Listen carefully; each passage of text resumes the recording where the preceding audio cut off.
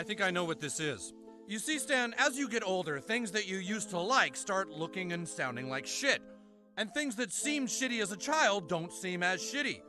With you, somehow the wires have gotten crossed and everything looks and sounds like shit to you. It's a condition called being a cynical asshole. Oh no. Yes. And there's no known cure, I'm afraid. Everything just seems shitty and everyone starts to seem shitty and everything they say just starts to... It stinks. It stinks. It stinks. Yes, Mr. Sherman, everything stinks. I'm too old for this shit. Don't you understand, Steven?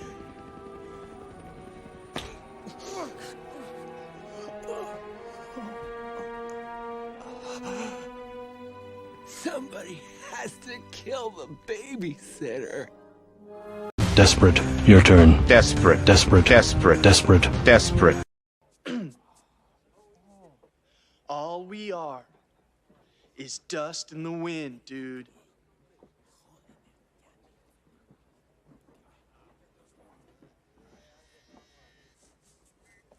Dust. Wind. Dude. I hope I can help. Necromancy may be legal in Cyrodiil, but few will openly admit to practicing it now that the Mages Guild has banned it. Farewell.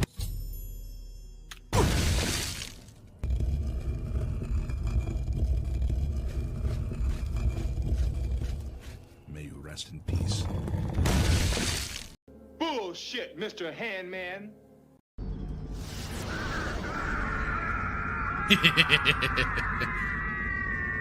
You hate to do it, but at the same time, it's hilarious. Hello and good evening, everyone. I am Fractured Pumpkinhead Filter, with you as always tonight for another episode of Saturday Night Sith, and with me as always, my cohort, my partner in crime in all this, Jay Hitman. How are you tonight, sir? We're your hosts. We're here. That's all that matters. It's true. I'm genuinely just mad. I'm mad about Andor. I'm mad about all 5 episodes. I'm mad about this episode. My team lost. I need to rip into something, and this is your target of ire. I really want to say something to start out, but I'm going to wait because I think it'll be better once we actually get into the show notes. But this thing probably irritated me the most, and you'll know why when we get to it. But don't. Oh boy! They've besmirched my future ex-wife, and I'm hurt. And I'm mad, but I'm hurt. I'm intrigued that they would go. They have sunk into a level. Like when you bring my future ex-wife into things, like you have sunk into a level that, I don't think many people are capable of going to. But again, we've done the show for episode 40. Yeah, this episodes. I forgot to mention episode 40. Episode 40. We're almost to 40, our centennial celebration. When we first started this thing, I was like, man, we'll be lucky to get past 5. But you know what? It's here 40, we still are, and I think it's going to keep going, but just keep on trucking. What an episode! What an amazing. Should we just forego the usual and just jump right into the episode itself? I kind of want to because just because I have you are just really riled up, so I am gonna take this opportunity to go. Yeah, and then we can go back. Yeah, we can go. We can do this however we damn well please. Since we've but I can't. I'm so frustrated and I'm so angry and I'm confined to this room, and I just not confined, but it's just so stupid. It's I do not understand for everything that's. I know. I hate this. I hate this series. I hate every single episode. I don't hate it I do. I just kind of I like loathe it. No, you're right. I'm sorry. I don't hate it. I loathe it. it's just more. Yeah, I would say it's possibly more of just a loathing, just a kind of. I No, because it's just so ex-wife's name. dull. They brought her into this. They brought her into this episode. Well, not into this episode per se, but somebody they had the audacity to make. I'm wondering who you're referring to. I can't believe we've known each other for so many years. I can't believe you don't know who my future ex-wife is. You've mentioned many at this point. Fractured. We are live. Yeah, I know people that I have many future ex-wives. No, but this is like the one. Like, this is the one. You've mentioned it on this show. How do you not hate this? Like they've besmirched Kyle Katarn. No, they haven't done anything to Kyle. That's just it. The only thing that they've done is give this guy his weapon, basically, which doesn't exactly a direct relation. Kyle Katarn is like the only. So when you think of Briar Pistol, who do you immediately think of? But you don't think of the company that built the pistol. It's Kyle Katarn. They listen. I'm not going to say Disney. I'm never going to give them credit for being smart, but they knew what they were doing. They listen. These. Well, hey, what have we said? There's with this group, there's clearly another trash panda besides Filoni that has been digging through the EU garbage, and clearly the writers for the show have been very diligent in doing so, because there's been a few. There's one thing that in particular did really just make me go, "What the freak?" Because it was just such a ridiculous thing to suddenly throw into the background, and I was like, "Are you kidding?" And in fact, I sent you the screenshots. Yeah. I will never give them credit for being smart, but this is a coordinated direct attack on the beloved established EU characters. They're so mad. Like, here's the thing: they're so mad that they're not smart enough, clever enough, have the resources to come up with characters of their like established. Like, it was an attack on Kyle Katarn. That's exactly what it is. They are attacking established characters because they're mad that the characters that were established by George Lucas are not as good as the ones that they've created, or their characters are not as good as the ones that they created. So what do they? They haven't made the same impact. It's no longer canon. We're just going to call it Legends, and then we're going to go into a trash can because that's where we eat dinner. We're going to steal from EU. Well, okay, so this is basically one of the surrounding things of this episode in particular. So we'll just say that this episode too is brought to you by this goofy cereal. So I thought they were doing this for the Galactic Star Cruiser. Apparently, no, they had this cereal all for this. I'm gonna lose my mind, and we haven't even started the show yet, officially. I saw this. I almost sent this to you. I saw it thanks to Raging Rhino. He had commented on somebody resharing it on the Twats. And I'm just like, I was way off. I just thought it was something to advertise. The cereal was to advertise for the Galactic Star Cruiser, but no, here it is. These weird like Crunchberry. How do you? Oh God.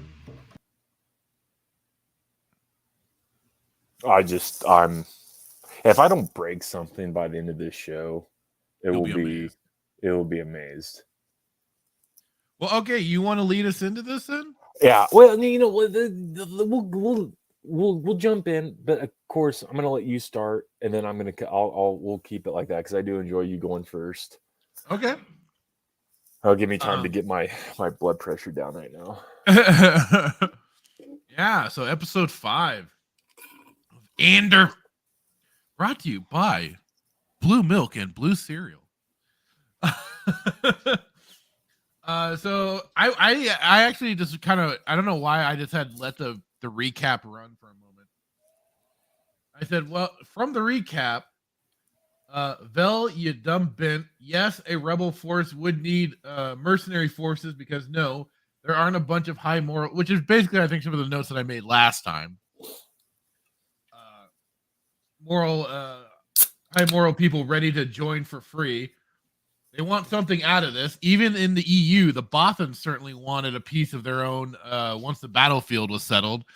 That was like some of the extra stuff. So they made such a grandstand of how much they sacrificed, especially like it was mentioned in Return of the Jedi. Many Bothans risked their lives to get us this crucial information.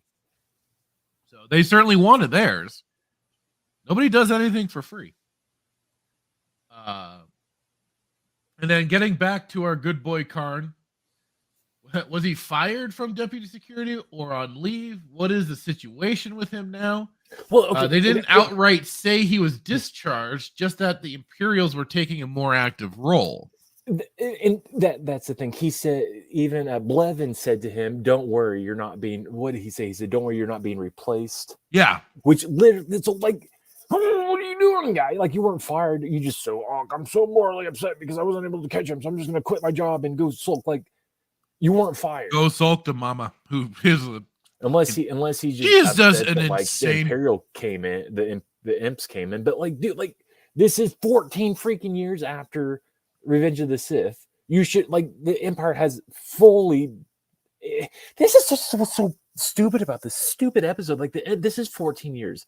Like, you would think that people would realize that, like, the Empire's not going away, and you would think like you and like our Empire, like the original Empire, like, has been established. Like, this isn't anything new, and it just feels like, oh, well, you're taking over my planet, so I'm just gonna quit and go, bunk off to mom's house. Like this is it shouldn't be a surprise to anybody. Like, this is 14 years, but like, right. Watching the show makes you think like Revenge of the Order 66 was like 2 months ago. It's kind of funny how, yes, with some of these the systems that they're in, doesn't feel like the Empire has gotten the same the kind of grasp, which they haven't exactly made this clear. It's like they're shocked that the Empire's taking over. Like, there's like, oh my goodness, they're gonna send the troops to our planet. Like, even though they're not even in the outer rim, like, no, they sound like they were close enough to the core. Well, and this is the thing. Like, people are thinking that, like, so I've heard two different theories on this, not Star Wars theory, two different theories. Like, he's on Hosnian Prime, or somebody said, what was it? It's not Coruscant, I don't think, because I don't know if Coruscant had a lower. It was a planet that had Coruscant has lower levels. Like, planet. Well, they were equating. Hell, even in Star Wars: The Old Republic, when you play on the Republic side, you go down to some of the lower levels of Coruscant. Yeah, I definitely heard Hosnian Prime, but anywho, like, they're not. The point is, like, they're not on Coruscant. Appear that they're in the outer rim, and I'd have to go back and do more checking. I think even if they still, I think, had somewhat of a presence in the outer rim, did they not? Yeah. That's why you even saw them on Tatooine in Why they're in A New Hope. They must have not watched that movie. It was like they just didn't really like take over, considering that was Hutt territory, and that was definitely something Palpatine wasn't all too caring of rallying them up. No, I mean, they might be fat and sluggish, but they're not one to be trifled with. No, that's why he even partnered with Shizor in the Black Sun. Yeah. I apologize. Continue. This is probably how this show's going to go. It's okay. I'm fine with you jumping in by all means. Yeah. I certainly interrupt more than enough times when you're going over your notes. Oh, so hard. Okay. I'm just grabbing up a couple of extra things that I wanted to use for this episode. That just happened to work out that we're doing this right now because I don't have to worry about holding off on it. Okay. Close that. Back to me notes. I said, Jesus, is this more food marketing for the Galactic Star Cruiser? When was there ever cereal in Star Wars? What the hell? I said, so wow. So mom is kind of a bitch. Okay. She just starts grilling him right away almost. I mean, I guess I should have expected it after she slapped him when he first came to the door on the last episode, but yeah. I said adding in with it all, she's grilling him on if he's got any future prospects when it's called maybe give him some time, woman. He just went through a massive mission that ended in an unfortunate and unfortunate for him, death and failure. That now seems is out of his security bureau. Maybe give him some time. Just let him chill. You know, let him chill.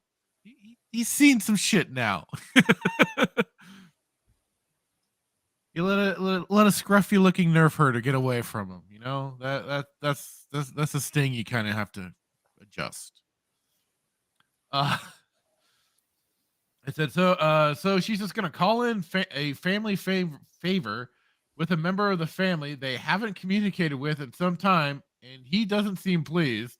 Yeah, pushing that tray of fruits is gonna smooth things up. And I guess supposedly that's some fruit that originated again in Legends from the X-Wing Wedge's Gamble novels, and of course they were shown throughout Star Wars Rebels apparently. So again, Trash Panda Filoni at it again. Well, wasn't this fruit? They had this fruit in Rebels, and then freaking Book of Boba. Oh, right. So stupid. But yeah, again, like I said, the Trash Panda's at it again, bringing something from from the Legends over. I just still don't get the whole why everything's got to be weirdly blue with the food. Yeah. Well, no, this is a ripoff. A New Hope when Luke is sitting at the dinner table. Yeah, the blue milk. Yeah, it's a bantha milk. Was it bantha milk? Is what it? I don't know. They just called it blue milk. I think technically it was bantha milk. It might have been. But it's just again. Let me emphasize again. This is just taking they have no creative ability to come up with anything that compares to what Lucas did. So what do? Oh, nostalgia, member. That's the one thing that if we do this, then people are going to want to continue to watch it because it reminds them. It's so stupid. The old nostalgia bait. But well, the funny thing is too is that we wouldn't be so relentlessly grilling them on this sort of thing if they hadn't have thought that they could just get rid of the Legends material altogether and just sidestep it. If they had kept it and tried to integrate things, people might have been a little okay with some of it, but I mean, yeah, it's bantha milk. Sorry, bantha milk. Yeah, okay. And that's canon. That's not Disney canon. It's legit. Yeah, the green milk. I have no idea what that is. I don't know. And Last Jedi. Oh God, let's not go into that. I said now we're getting back to Andor. Andor wakes to find his stuff has been taken aside. Has been taken aside from the Kyber crystal given to him, as he kept that on himself. It seems Skeen was asked to look through his shit, but as Vel maybe having sex. I can't talk right now. Maybe having some second thoughts about Andor. This seems to be the episode of second guessing Andor. You mean the last 3 episodes or 2 episodes? I guess 2 episodes. Yeah. Well, now this will make episode 2 that they're going. What is it with you, Andor? Skeen taking notice of what Anders noticed and shows off his tats one meaning Cratehead, and another by the hand. Okay. Andor says he was at some place called Sippo, a facility for children. It feels like all a bunch of word salad moment. Feels like a word salad moment, as this should maybe mean something, but we got no extra details about about his tats and what it's supposed to mean exactly.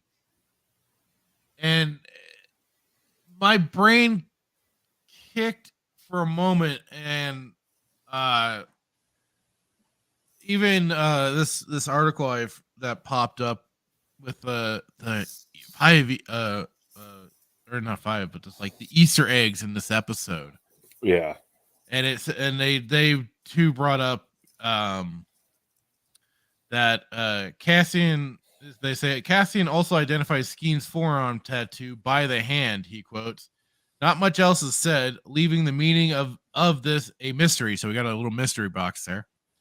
And then this person, I guess, was having my first instinct is to say that this is a reference to the Emperor's hand.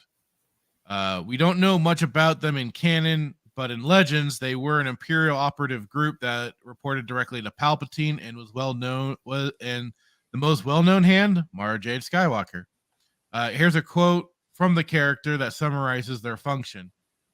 From Mara Jade and from Heir to the Empire. I served him all over the galaxy, doing jobs the Imperial fleet and stormtroopers couldn't handle. I exposed traitors for him, brought down his enemies, helped him keep the kind of control over the mindless bureaucracies that he needed. I had prestige and power and respect. And that's my brain, like I said, clicked, and I was like, oh, don't tell me they're trying to reference the Emperor's hand. I really, really, really hope not. Please don't. Trash. Yeah. And apparently, and I don't know where this comes from. But for the Cratehead, the Arabesh reads KH and then a bunch of numbers 72742. 647. Through their conversation, it's revealed that Cratehead was an Imperial station or camp of some sort. I didn't even get that from their conversation, but I guess I was just so like they were so jargon. They were just throwing so much jargon around. I was like, this is intended to confuse me, isn't it? I read somewhere that it was a reference from the Crate Dragon, but it was like a gang apparently, is what I was reading. But again, I couldn't figure out where, like, there was no like source material from what I was reading. Nothing that I'm nothing I'm too aware of. So apparently, maybe it was a gang of people that either went around protecting the Crate Dragon or killing. I don't know, or is this a gang on Tatooine calling themselves Crateheads or something, and he happened to be locked up and then kept the moniker? I don't know. I don't know, because there wasn't really much given on it. So, but this also kind of confused me in this article, saying Cassian mentions that he began his Imperial career at Sippo Youth Center at the age of 13, and the two bond over both having served the Empire. I guess again, they were kind of throwing out the jargon that I was just like, I wasn't. This guy served the Empire. So they said they both served the Empire to this guy that says, what does he say? The axe never forgets, but the tree remembers. Whatever, or the axe doesn't. Whatever this stupid proverb was, he was saying. Is he saying that he served the Empire by being in jail? Because it had made no reference of him serving the Empire in this episode. No, that part. I think that kind of comes when he mentions his brother. That he served certainly that his brother was killed by. Yeah, but he didn't serve the Empire, unless you served the Empire in prison. Which, I mean, you could say, "Oh yeah." Yeah, like I said, it was kind of lost on me. So then, Skeen giving a bit of info on some of the members of their little ragtag rebel group, and it's ridiculous. Ridiculous naturally. Oh yeah, it's just all their goofy little background.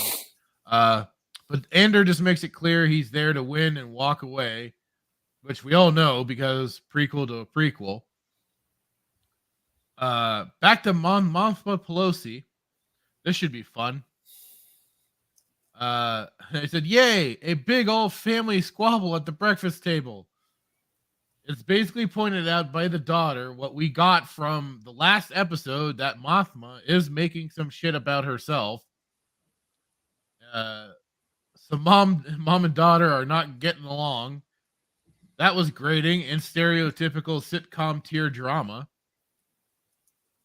I mean, for all they want to put themselves on a pedestal that they're such a mature storyline, blah blah blah blah blah. And I'm just kind of seeing, some very silly, like, just drama, not like drama, but then just like I said, sitcom tropes and stuff. It's just kind of like, you're not winning me here, guys. Yeah, or you're not convincing me of what you're doing. That, and again, that little scene was just so almost kind of weird too. It's like kind of like, what the hell is going on? Like, the only thing I can only set up is that they're either her husband's thinking she's up to something, because he's clearly not being let in on what exactly she's up to. So he's kind of like acting the skeptical type, or just kind of being very passive aggressive, I would say. Yeah. How he's even handling the situation, and even like sitting back and letting his daughter and his wife bicker at each other the way they did. Like he's like the fun dad, if you will. That has a relationship. Yeah, I guess that could daughter. be kind of. Yeah, it's more. Yeah, I guess I could see that. Yeah. And she's the clueless mom that thinks she's there for. She already thinks she's so on top of everything at the same time. For a company that I'm not even gonna say it, it's like, the family values and kids. Like, you're basically like, this is the classic, like, I don't know. It's like the mom. It's like she thinks that she wants to.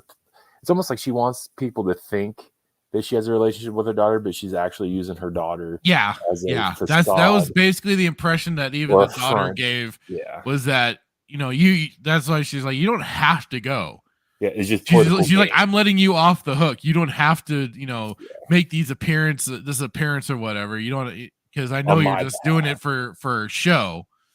Right. And that's apparently the even the feeling the daughter's gotten. Now that this could also just be the whole teenage angst and stuff like that going on for that aspect of it. But at the same time, it wouldn't be surprising considering how much of a politician Mon Mothma is supposed to be. Well, she's not even a politician guy. Like, at least, okay.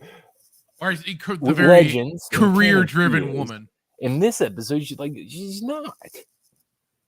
No. In my opinion, I think it's just another example of just piss poor handling of a character, deconstruction, so on and so forth.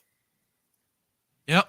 Like I said last episode, at least it's not just the men that aren't safe from this. Well, yeah, this is, yeah. I'll take some solace in that. So then back to the woods people. I thought they had a mission to do. Apparently. I mean, that was the impression I got from the last mission. Or last episode, Nemec giving him some kind of variation of milk. Hey, more drinks for the Galactic Star Cruiser! Woo! It's almost like they're like trying to give people a reason to spend $5,000 for a 1 night, 2 night stay. Yeah, they're trying, man. They're trying. Yeah, Nemec. I said Nemec, I swear, is going to die in this mission. Oh, you already know he is. That's everything that's been surrounding this kid already. I'm like, he's gonna die, or if any. Okay, he's gonna be the inspiration behind why they fight harder to defeat the. And then there'll even be like a bonding moment between Skeen and Andor. and Skeen will die in Andor's arms. What do you want to bet? I think Namek will die. And they have like, and it's like this whole last forgiving moment, and then basically gives him the go ahead to keep doing what he needs to do. He's basically going to tell Andor that he's his father. Now let's not go that far. He's like, Luthen never told you the truth, did he? And he's like, I am your father. Oh God. Watch something ridiculous like that. You think I'm joking? I said, no, boy, because they're having this whole little like pseudo intellectual conversation on all this crap. It was just so stupid. I couldn't understand what. Well, he starts trying to. I even tried to understand what he was saying. And my notes here is no, boy. One is a tool because he's comparing like what was this, like some like kind of like almost binocular sort of inspection tool. It's a Polaroid. It looked like a Polaroid. It did look like a Polaroid camera, but it was like some sort of like S70 camera Polaroid, whatever the model was. I don't know, but it was just like it was like some sort of device for. I think they reference it as it's a star path unit, an old star path unit that's incorruptible. Something like that. But I said, but I'm like, no. One, I said, one is a tool that has more clear indication of its intended use. Your book or manifesto, you're writing, your own writings are propaganda. Just it's your propaganda and not the Empire's. Just because you see your views as being so morally self-righteous and quote unquote true doesn't make it anything other than propaganda. Be honest. I'm really tired of them besmirching Sheev. Like, Sheev was a man of integrity. He was humble. And like, it's so disrespectful. Listen, not everybody knows the true ways of Sheev like some of us do. So they just don't understand his greatness. I'm really irritated with him besmirching his name. I understand. I do. That's why that's why I'm calling him out, man. And then to like go around saying that like the Empire's is like terrible, like tyrannical, like establishment. For some people, like, how dare you? What else brought order? Like, what other organization brought order to the galaxy? Don't worry, I'll wait.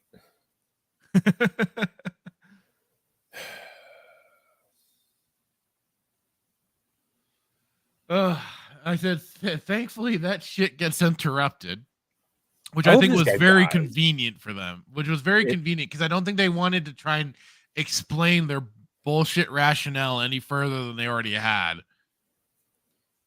I don't think they had any other answers for anything else that was going forward with it. I said they're questioning Andor on the transport and the weight alignment to calibrate it and get into the air. These guys are idiots. These guys are absolute idiots. He's seeing how much trouble these people are in as they BS their way through this.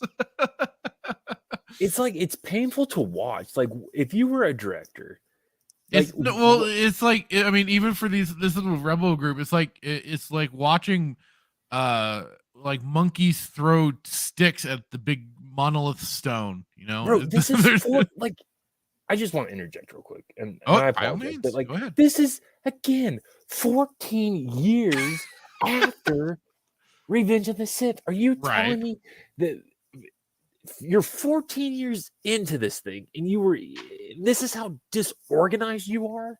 He's like, and to like, I can't even rip on Andor because he's like, you don't even know how to do it, do you? It's like, he clearly has a better grasp of what to do with these like certain starships. Listen, I by no means I do not like the Rebellion. I've never liked them. I've never believed in what they stood for. I'm an Empire guy, but like, you're telling me 14 years, and this is the writing that you come up with, and like this, it's just so like, bro, explain this to me. Like, you, like, and then the guy was like, oh, you just want to make sure you knew. Like, no, you did it. Yeah. Like, They were really trying to, and you start to see why. Oh, so this is why Luthen was like, it's like I might have to cancel this mission unless I get somebody really reputable to get on this. Oh, hey, I found the guy. It's just one big giant joke. It's like they. Well, okay, you know what? It Empire. especially makes it a big gigantic joke for the very fact that apparently the rebellion was basically started, if not more than like or less than a year after the fall of the Republic and the beginning of the Empire. They've basically made it like they were like practically clear that like that's how long the rebellion's been going on for, if not like maybe 5 years, with or between 1 to 5 years, because of how where Jedi Fallen Order takes place and how Saw Gerrera is already very active. Bale was skeptical of it in Revenge of the Sith. Yeah. Like 14, what have you done in 14 years? Well, like I said, for supposedly being as active as they have been, they really are still very disorganized. There's no, you can't even say disorganized, because there's if you say disorganized, that implies that there is some level of organization. There is absolutely no organization from their perspective. Like in this show, this episode, how they're painting and trying to tell the story of the rebellion, there is no organization. You got 7 ridiculous characters that are supposed to steal payroll, because that's the kiss of death right there. If you want to take out the Empire, steal their payroll. That's how you do it. You don't send you don't attack the Death Star. Well, I mean, the Death Star wasn't obviously a thing, but like if you get out, no, but they certainly allude to it. If you want to destroy the Empire, dude, you piss off their HR. That's how you do it. Like, you have got to be you can tell whatever story you want. You've done it in the past, and you choose to say, we're going to steal payroll. We're going to use a meteor shower event called the Eye to steal payroll, and then we're going to escape said planet under the cover of said Eye meteor storm. Right. Because payroll is going to just throw... I can't even finish my sentence because it's literally that stupid. Don't hack into the system and come up with, find some type of plans for this moon planet battle station. Because of course, 14 years after Revenge of the Sith, the Death Star, they didn't have any plans. They did, by the way, PSA, Attack of the Clones. There were plans for the going that far back, yeah. But we're not going to do that. We're not going to do that because we're going to save that for Rogue One, obviously. But like they could have done that. Like, just because if they had told that story in this series, like, it still would have made more sense than stealing payroll. And I get it. We still have how many more episodes of this Donkey Water series? So that's 6. Episode 5. 6? We got 2 more. Oh, it's 12 episodes. Is it 12? I thought hang it on, was hang 7. on. I'm getting the count. You're so angry. They bet the. So this season is supposed to be 12 episodes. So yeah. This payroll that they're stealing better be the payroll. So yeah, we got another 6 episodes to go. This payroll that they're stealing better be the payroll that they're using to build that Death Star. That they were they're going to use slow down the building of the Death Star. I'm just saying it better be something like that, because just to it's so stupid. Like, am I just tell me like I'm over? I mean, it's to steal stupid. Imperial credits that I would imagine are traceable. This doesn't sound like it's non-traceable funds. So but it's payroll. It begs the question. It begs the question, huh? It's not even it's payroll. It's like we saw the gold credits or whatever in one of the storage facilities. So I was like, oh, so it is like I think I make a note of it later when it popped up when they showed it in the scene. But yeah, it looks like there's what the payroll is actual funds. So they're stealing funds to fund the rebellion, basically. Because that was even part of Luthen or whatever. His whole complaint to Mon Mothma was I didn't have. They needed some more funding or whatever. She was complaining about how difficult it is to move credits around now. It's for one sector. Even if you stole payroll for one sector, it's still not gonna. It's not gonna phase the Empire. No, not by any stretch of the imagination. I originally thought when they were doing payroll, they were stealing like the actual payroll itself for that sector. Right. But you could have done anything. You could have told any story, but like this is. I agree. This is what's we're going to really give it to Sheev by stealing his payroll for this sector. Because Aldhani, it's the most iconic planet in all of Star Wars. God. Yep. Anything. Steal the plants of the steal. God, do something that has to do something with setting up Rogue One. It just goes to further show. It's like, they weren't, again, it's like they had they suffered their losses and stuff like that in the EU for the rebellion, but it's like, God dang, like you go through the storyline of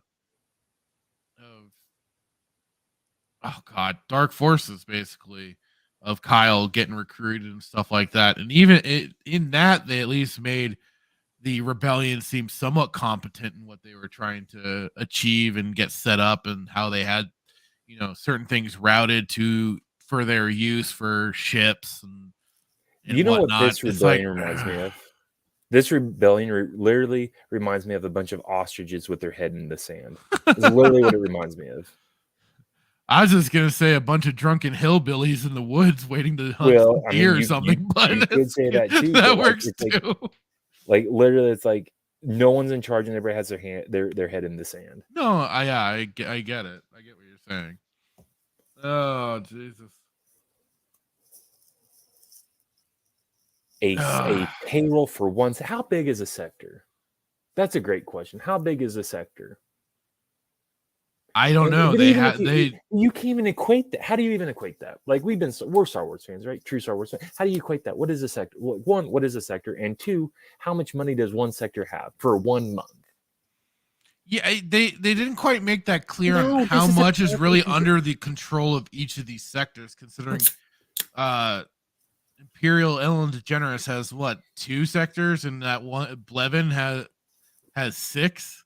So how many planets does that actually entail, and what is the actual? He has 6 sectors. She has 2.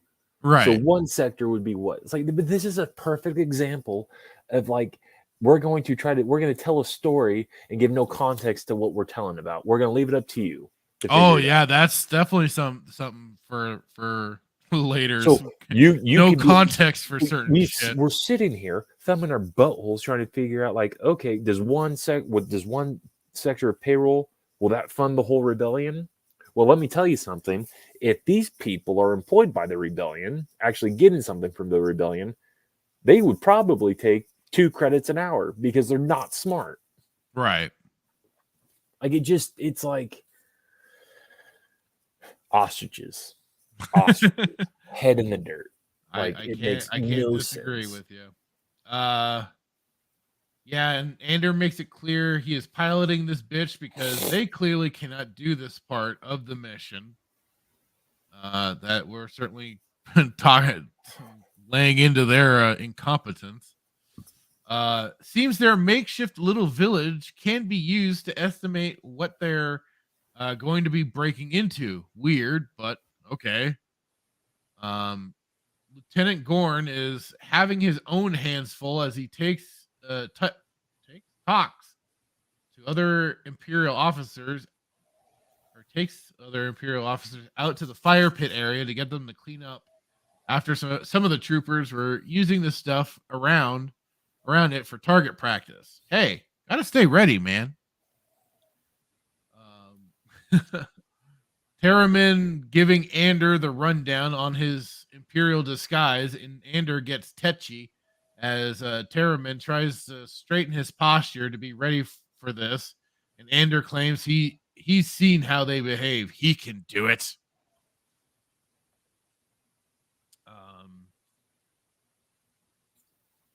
And then we're back on Ferrix.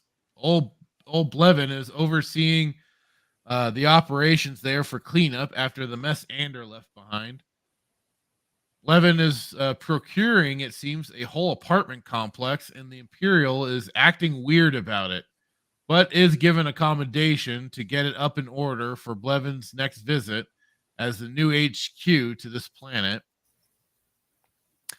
Was it just me, or was that Imperial acting a little weird as he wanted, like, what did he said about it? Prefect. He wanted to be a prefect. Yeah. With no pay, with no additional pay. He was fine with like not taking the additional pay. I'm like, okay.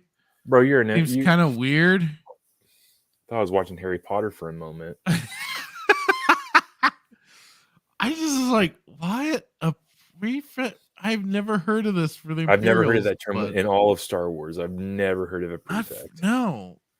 And I've never heard of taking a promotion without or taking a title without a promotion. Or getting a title, a promotion without pay, I guess I would say. Damn fool. Makes no sense. What is a prefect? I only took that as being a hall monitor for some reason. He's gonna monitor the halls of the hotel. I was just like, what the heck is going on here? This guy's acting really weird. He's like, so, sorry, my lord, for asking you a question. I just want to know if I could do this job that's has more responsibility than what I'm already doing, but without any pay, extra pay. He's just trying to be a good little go-getter. That's all. It's still stupid though. And then meanwhile, Andor and crew are doing their drills to practice being Imperials. So Andor opens up the suggestions and talks about switching sides, which, yeah, I noticed the lack of order they had when marching up, as Theremin was already mentioning being in uniformity. They're, they had to look like they were, yeah. Do you think they looked like they were in uniformity? No, not when they were first doing their little march up, because their postures were all off. Like they were not. They didn't look like they were not facing, like their guns were not facing in the same direction as each other. They needed to have that all in sync. And I'm like, I can see this, and I'm not even. I'm just a dummy.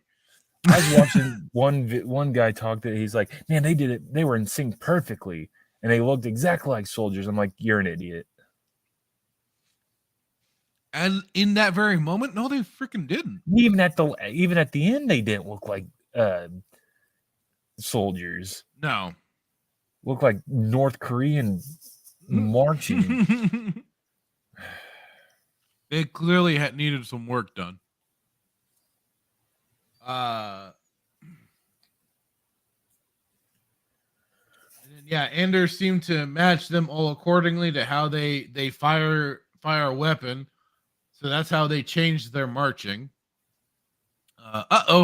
Seems that TIE fighter is out of its usual scouting area. Here one comes. Seems the TIE fighter wanted to do a bit of a strafing run, as it just flies low for a moment and heads off. Won't lie, I would have done the same. And I said, Nemec, shut the hell up, dude. I forgot what he said, but he said something. Needed to shut up. You wanted to shoot off some of your notes? Yeah. Okay, so I said recap scene. It's Andor. He's here. We don't care. We opened today's episode with Karn sulking in Mom's room. I failed, Mama. Cyril, stop slouching, you lazy. Eat your oops all berry cereal. Cereal in Star Wars Cool. Maybe there's a collectible color changing spoon in the box. Dang it! I didn't even think of that. Yeah, like just the old like the dumbest thing I think I've seen yet. In I mean, there's been some stupid stuff in Book of Boba. There's some stupid stuff in Mando. Oh yeah, definitely. I'm sure stupid stuff in Rebels that I've not watched, but I'll just reference these whale octopus thing killing Thrawn. This though, when in the history of not neverdom have you seen cereal in Star Wars?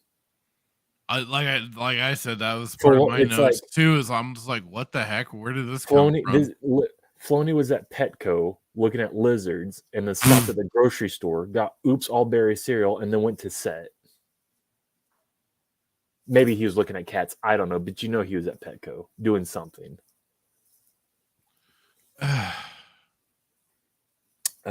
Cyril's not wanting to eat his Oops All Berry cereal.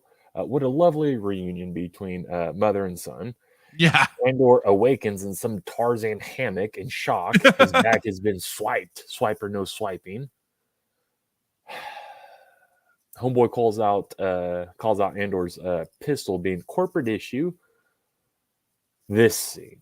Isn't it? It wasn't it this pistol he took from Karn? I thought. No. At least that's where I thought he got that. I was either thinking the pit. I thought it was Karn or the two guards he killed in episode 1.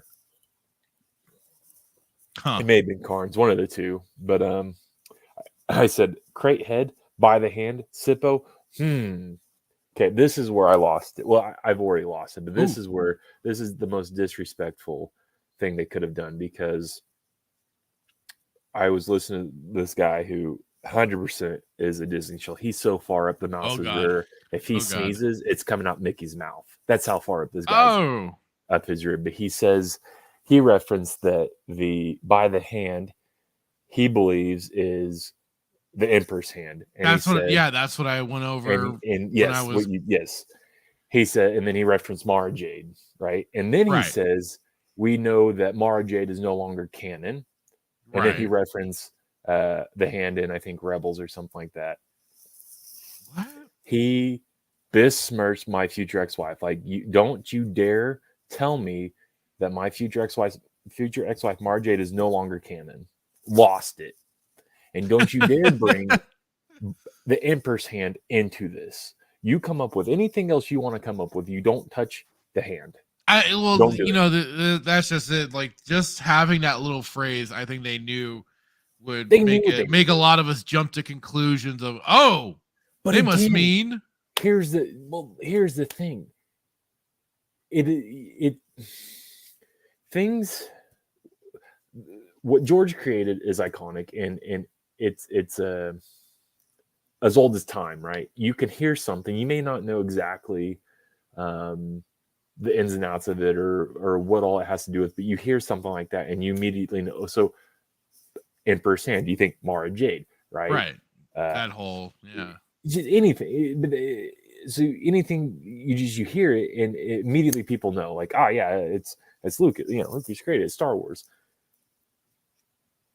And it's just irritating because it's like, that's all they can do. That's all they can come up with. Mara Jade is like one of definitely top favorite characters, like Heir to the Empire, freaking amazing, right? Dark Force Rises, amazing. Last Command, amazing. And then you come in and it's just frustrating. Shit all over it. Literally, like, spread your cheeks and let it, like, go to Taco Bell, spread your cheeks, let it just fly on the wall. Like, it's literally. And then, like, so that's what got me up. There's just this guy, just like if I could, I didn't know he wasn't live, but if he was, like, I would reach to the computer and I would, like, choke him. I'd force choke him. Like, why do you have to do that though? Like, you got to come up with, like, if you're gonna reference something. And this guy with this he would never, like, this guy is part of the hand. This guy is serving Palpatine or served Palpatine. Perfect candidate, I guess, to join the rebellion. You look at this guy. You like if you were Sheev, or if you were Tarkin, or if you were one of the underlings that did the hiring process, right? Right. You would hire this guy. No. So if it is the hand, like. Yeah, and I don't remember any reference in Heir to the Empire or anything that I know about the Emperor's Hand where they had tattoos. No, that'd be the last thing that you would have. That's the last thing that you do. That's just all the. God, I get it. But no offense to you, Hitman, but it has certainly been the newest. Or I had to say not. I don't want to say newest, but it's been the thing that they've been pushing for a long time to normalize tattoos and stuff like that. And now they've been bringing it into more and more of for Star Wars too. They even had like some kids show with Imperial that was partly tatted up and stuff with the Imperial logo and stuff. It's been a more growing thing that I'm just like, really. I guess I still, I grew up in the era where, like, if you had tattoos, you're a drug dealer, criminal. That's where my brain is still at when it comes to tattoos. Usually, is that it's not usually. You're very respectful of me, so thank you so much. Yeah, because I have quite. I'm gonna get a Star Wars. I'm gonna give a Sheev tattoo. I think. But that's the thing. If this is them per se, I'm like, I've never heard of any reference within Legends, within any of the books that I've read that would lead one to believe that they would have to, like, if this was a secret society, not even a society, but if this was a secret sect that reported directly for Sheev, you would be stupid to have a tattoo. Like, no, yeah, maybe a handshake, it's like all they needed was basically the reputation. They didn't need a tattoo to signify, oh, this is what I'm a part of. No, they already had a reputation. Mara Jade had her reputation as being known as a Spitfire, firecracker. And being basically, if I was born a couple years before Luke, man, I could have had a shot with Mara.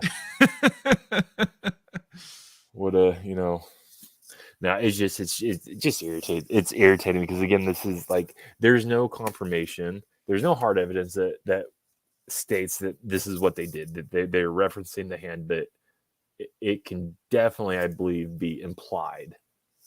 It's not out of the realm of possibilities that they're referencing the hand. Yeah. And if they are referencing the hand, again, it's like, it's all you can come up with.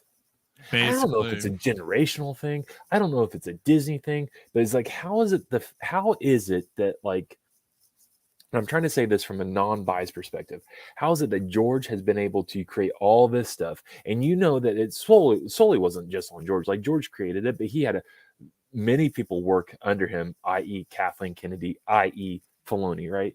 So, like, you had all these amazing people that worked for George that brought George's vision to life, right? Yeah.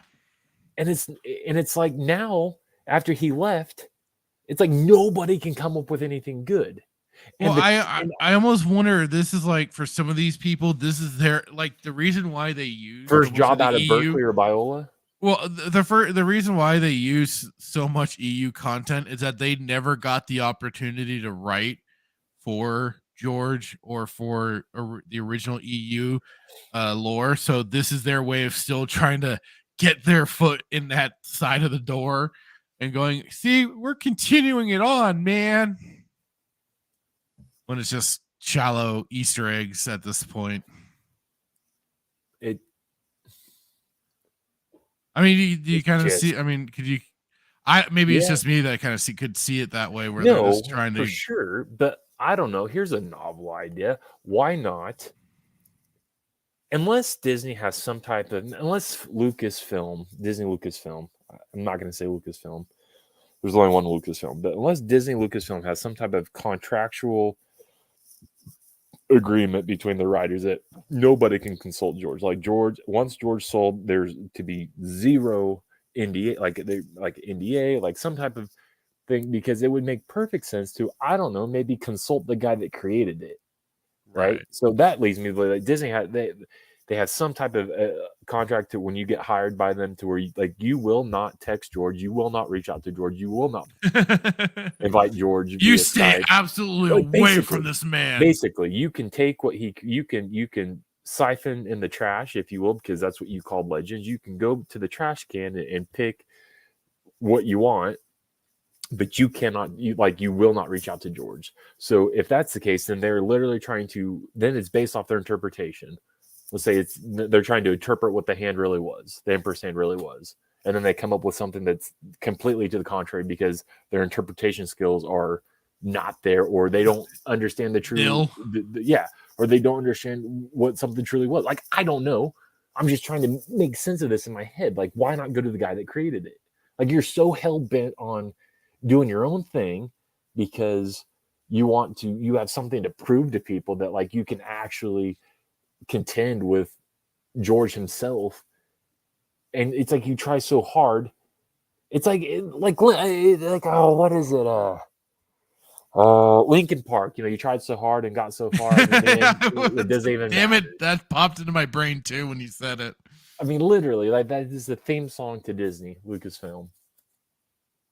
Like, the minute you call EU trash, leave it in the trash for all of us true fans to enjoy. If you're gonna have the audacity and just be as disrespectful to basically say it's not canon anymore. What we do going forward is canon, but we're gonna steal from the EU and we're gonna take the stuff from old canon and put it in. It's so stupid. It's like, it's not canon. This is our canon, but we're gonna take from old canon and put it in the new canon. But we're still gonna call the old canon not canon. Well, it should be, stick to your principles on the matter. You want to sideline. I know they don't. I'm just saying. I know. It's they made this whole grandstand practically, right? That we are pushing. We're not gonna. We're throwing the EU. That time frame. That's now Legends. That's nothing to do with us. We are starting our own EU. For our content, where the continuity will, be 100% canon. And look at what they've done. They just keep digging into the the original EU because, like you already said earlier, they can't create anything of their own, and they certainly don't want to stand by anything that they created on their own. Also, for Ryan Johnson's crazy ass. He sticks by The Last Jedi. I mean, I guess good on him, but it just, oh God. But it's this tired old song though. It's like, to your point, it's like, we want nothing to do with Legends because we didn't create it. So we're going to call canon Legends. But then we're going to repurpose it and call it our own. Exactly. So it's like, I'm going to go here's this filing cabinet of canon or old canon. Let's revisit it and take bits and pieces of it to create a character that has similarities to the EU character, but we're going to give our character a different name, but they're going to have similarities. And we're also going to give them the same weapons that this character used. And then we're going to do this and we're going to do that and we're going to do this, but still it's our canon. It's not old canon. It's like, anyways. All right. I gotta move on because I'm literally gonna snap something. I mean, am I wrong here? Like, no, you're not wrong. I don't think you're wrong about this. I know we talk about it a lot, but it's like it's the most frustrating thing. It is the most frustrating thing are carnies, and then watching something that like Disney. I'm just kidding about the carnies. I know a couple carnies. They're great. Not really. They're the best people. Carnies and the Dutch. Those are the two people I can't stand. To watch something, to watch a show. And again, I will preface this by saying I want Star Wars to be good. I want to get back pre-2012. Like, I want stuff that I want anything and everything Star Wars to be good. I really do. Right. But again, the most frustrating thing is when you watch something you see a new character introduced, and this character that has been created has almost identical similarities to an EU character. Right. a deconstructed version of an EU character. It's the most frustrating thing ever. You're not wrong. Like I said, to your point, is Andor. I think Andor is the Kyle Katarn. You make good points that he's not, because Andor has never worked for the Empire, as we know. That's coming. Oh, spoiler! Well, That's probably going to be apparently episode 9. I was wrong. Apparently, I was wrong about that. If he's supposedly part of the Empire when he was 13 or whatever, but again, I last we knew, when he was probably about that age, he was being kidnapped by Harry Potter's aunt, for God's sakes. Spoiler: episode 9 is probably going to explain his past serving the Empire or working for the Empire. I feel like that's going to How do you got that feeling? Because I believe that Andor is a rip off Kyle Katarn. I believe that this Andor is the new Kyle Katarn because of the just look at it. Like, this is your character, and you know more about Kyle than I do, but based off what I knew about Kyle and what I've seen on Andor, like, it was always Kyle and Jan were always the ones that had that stole the Death Star plans. Yeah. Kyle's the only character within EU that with the Briar Pistol, he's the only guy that carried it that I know of. I'm not saying that nobody else carried it, but like when you think Briar Pistol, Kyle Katarn immediately. That's always my first Kyle thought. Worked for the Empire. Apparently so did Andor, yeah. And had a bad taste in his mouth and left, and then kind of did his own thing, was the wayward child. So did when he Andor. kind of learned that the Empire was, or at least Jarek and his troops were the reason for his father's death, decapitation, and head put on a pike. Yeah, he kind of got a little cheesed off once he realized who it was. Probably wasn't very happy about it, right? Not so like too much. No. I just believe that Andor is their new Kyle. Is their new Katarn, yeah. That they kill off. Like I said, love you to death. I don't want to be true because I know Kyle has a special place in your heart, but I like this is what I believe, just based on what I'm seeing. I could be wrong. I want them to be wrong. I don't want them to besmirch Kyle and create a new character. But like this is a perfect example of them taking. And anybody who's listening, reach out to me if you think I'm wrong. If you have a better argument to the contrary, let me know. Hit me up on Instagram. Hit me up on Twitter. Let me know, because I'm very curious. But like, I just, based off what I've seen, like, it's what leads me to believe that like Andor is the new Kyle Katarn. Right. They think that they could do Kyle better. And it's if you put Kyle, like, if you take clips from Jedi Outcast and put it side by side with Andor, Kyle blows him out of the water, and it was a video game. Right. Agreed. It just, and again, I go back to like, this is the guy. Like, if you're going to recreate a character for me, this is who you get. I'm not being racist. I'm not saying it. I'm talking about like the character. I'm not talking about the actor. I'm not talking about his ethnicity. I'm simply saying, like, this is the guy. That's sad. You have to make those qualifiers. Of course, because comment about a character. Yeah, because if if I say I don't like Reva, people are gonna be like, "Well, why? Because she's black." Like, how did you not know? Like, this is the guy. This is the route that you take. I'm not a film major. I'm not a director. I know absolutely nothing that goes into making a movie or writing a movie, but I feel like you and I could create a better story than this. That's a strong possibility, yeah. So it's like I said, I hope it's not. And now that I say this about your beloved character, they're probably going to screw Malgus over. They're going to turn Malgus. No, that's what will either be Tales of the Jedi or the Star Wars Acolyte show, right? Malgus. That'll be their opportunities. Malgus never killed his Twilight lover. That or BioWare will do it. BioWare will do it themselves with their new. Yeah, what's going to happen? Whenever their new expansion comes out. What's going to happen is some Jedi actually stabbed her, and then he shows he actually has a moment of weakness and shows his true love for her instead of showing her his lightsaber through her chest. God. Anyways, I put Clem knows the tattoos, or Clem knows the tattoos. Guy asks where he was. Sippo at 13. The axe forgets the tree remembers. Blah blah blah. Bada bing, bada boom. Forget about it. Yeah, I didn't even find that line important enough to make a note of. I think it's an old Chinese proverb, I think, and it's kind of like a man with itchy butt wakes up with stinky finger. I think kind of what they were going for.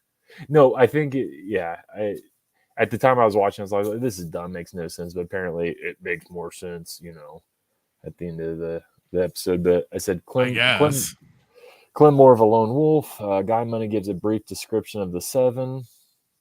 We find ourselves back on Coruscant. The Moff sitting at the dining table, indulging in a cup of tea and crumpets. Child trouble are we having? Mm-hmm. Clearly, the child has issues with the Moff. Clearly, we're getting that. Perhaps she's not a present mum. And it seems or she's using the daughter for political gain. At whatever little events or whatever at her school and stuff. Yeah, I get the feeling that's the main purpose for old Mothma in this iteration of her. I mean, you said it perfectly. I think it's a perfect. I mean, it's just a rip off every other soap opera out there. Basically mother drama. You don't love me, and you only want to do it because you want your friends to think you're a good mom. Back to the Highlands we go. Oh, do I long for a cup of dray milk and scones? And I said, what a piece of junk. Sharing a moment over a Navi tool. I think he referenced as a Star Path, like an old Star Path unit, one that's incorruptible, and so it's so beautiful when you learn how to use it because you're not relying on Empire tech, and when you can fix it and blah blah blah. This philosophy 101 from whatever his name was. What'd you call it? Namek? I think of Dragon Ball Z. And that's another thing that pissed me off. I'm a huge Dragon Ball Z fan. How dare you take Namek and give it a name I thought it was Namek, but maybe it's Namek, whatever. I see how you could get there. It's just a trash panda, but okay, yeah. And then again, I think I said what a piece of junk twice because it was basically a Polaroid camera, the backside of an old S70 whatever Polaroid camera. Yeah. I said sharing a moment reminiscing over an old Navi tool. Points out they've grown reliant on Imperial tech and have made themselves vulnerable. You spelled smart wrong. The Brit sounds like he's accusing the Empire of reconditioning. The audacity, the unmitigated gall besmirching their name. The Brit also references so much going wrong, so much to say, and all of it happening so quickly. The pace of repression outstrips our ability to understand it, and that's the real trick of the Imperial thought machine. And I put disagree. Well, I pointed out it's like he's just trying to claim, one version of propaganda is bad versus his, which is just, intellectual writings. Mine are totally the right way of doing things, bro. Come on. Yeah. Hey, how long was their peace with the Empire? Okay. Go fuck yourself. I mean, if they had just, done what they needed to do, could have been, could just worked out beautifully. But no, you got to, do your thing. Gotta, have your manifesto come to life. And then this was interesting. It says it's easier to hide 40 atrocities than a single. He said it's easier to hide behind 40 atrocities than a single incident. So again, it's like, and then so I was watching some guy was talking about like the current events of today and how all it's just almost cuss. It's just like propaganda. Yeah. It's like you're taking real world issues and you're bringing into the one thing that shouldn't have anything to do with current event. I don't know. I could be wrong, but it's like Star Wars is an escapism. Like, again, it goes back to the old argument. Yeah, it goes back to the old argument that George took inspiration from things, but I don't think he ever brought in real. No, it was never problems. direct. into Star Wars to push a political agenda. It Like was to supposed to sit there be. and say, It was supposed yeah. to basically be unique to Star Like, Wars itself. what were your thoughts when he said that? He said it's easier to hide behind 40 atrocities in a single incident. Does that stand out to you? Like, That was their whole little like sit down with the little device, right? Yeah, Yeah. that's what I was that I gave my points is that he's just trying to rationalize and justify his own writings, his own point of view that he's right, he knows better. If he was put into power, he wouldn't do anything like what the Emperor Palpatine has done in these whatever. And this guy didn't run for senator. He didn't run for Supreme Chancellor. He didn't put the time and effort into it. But he's going to sit there and he did not. But he thinks he is kind of. I saw it as him being the kind of typical idealist kid that he sees all the grown-ups doing things wrong in his eyes, and he thinks he has the right idea on how to course correct what is quote unquote being done wrong. Your name is Namek, bro. Like, sit down.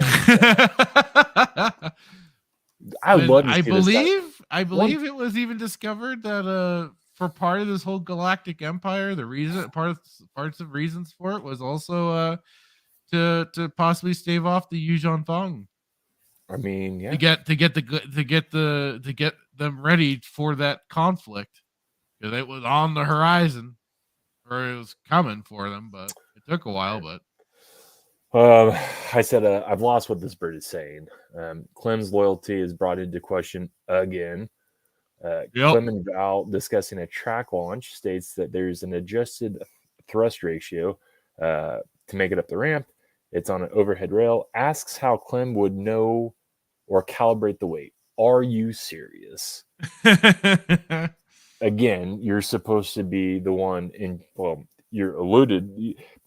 We were under the impression that, like, I don't even know if we were under the impression, but like she's supposed to be in charge, but actually Ethan's in charge. But anyways, like this whole group. Well, she's like in charge of the overall group.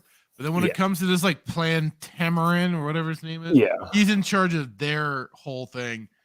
And she's then in charge of then a side plan, whatever they have going on. Right. So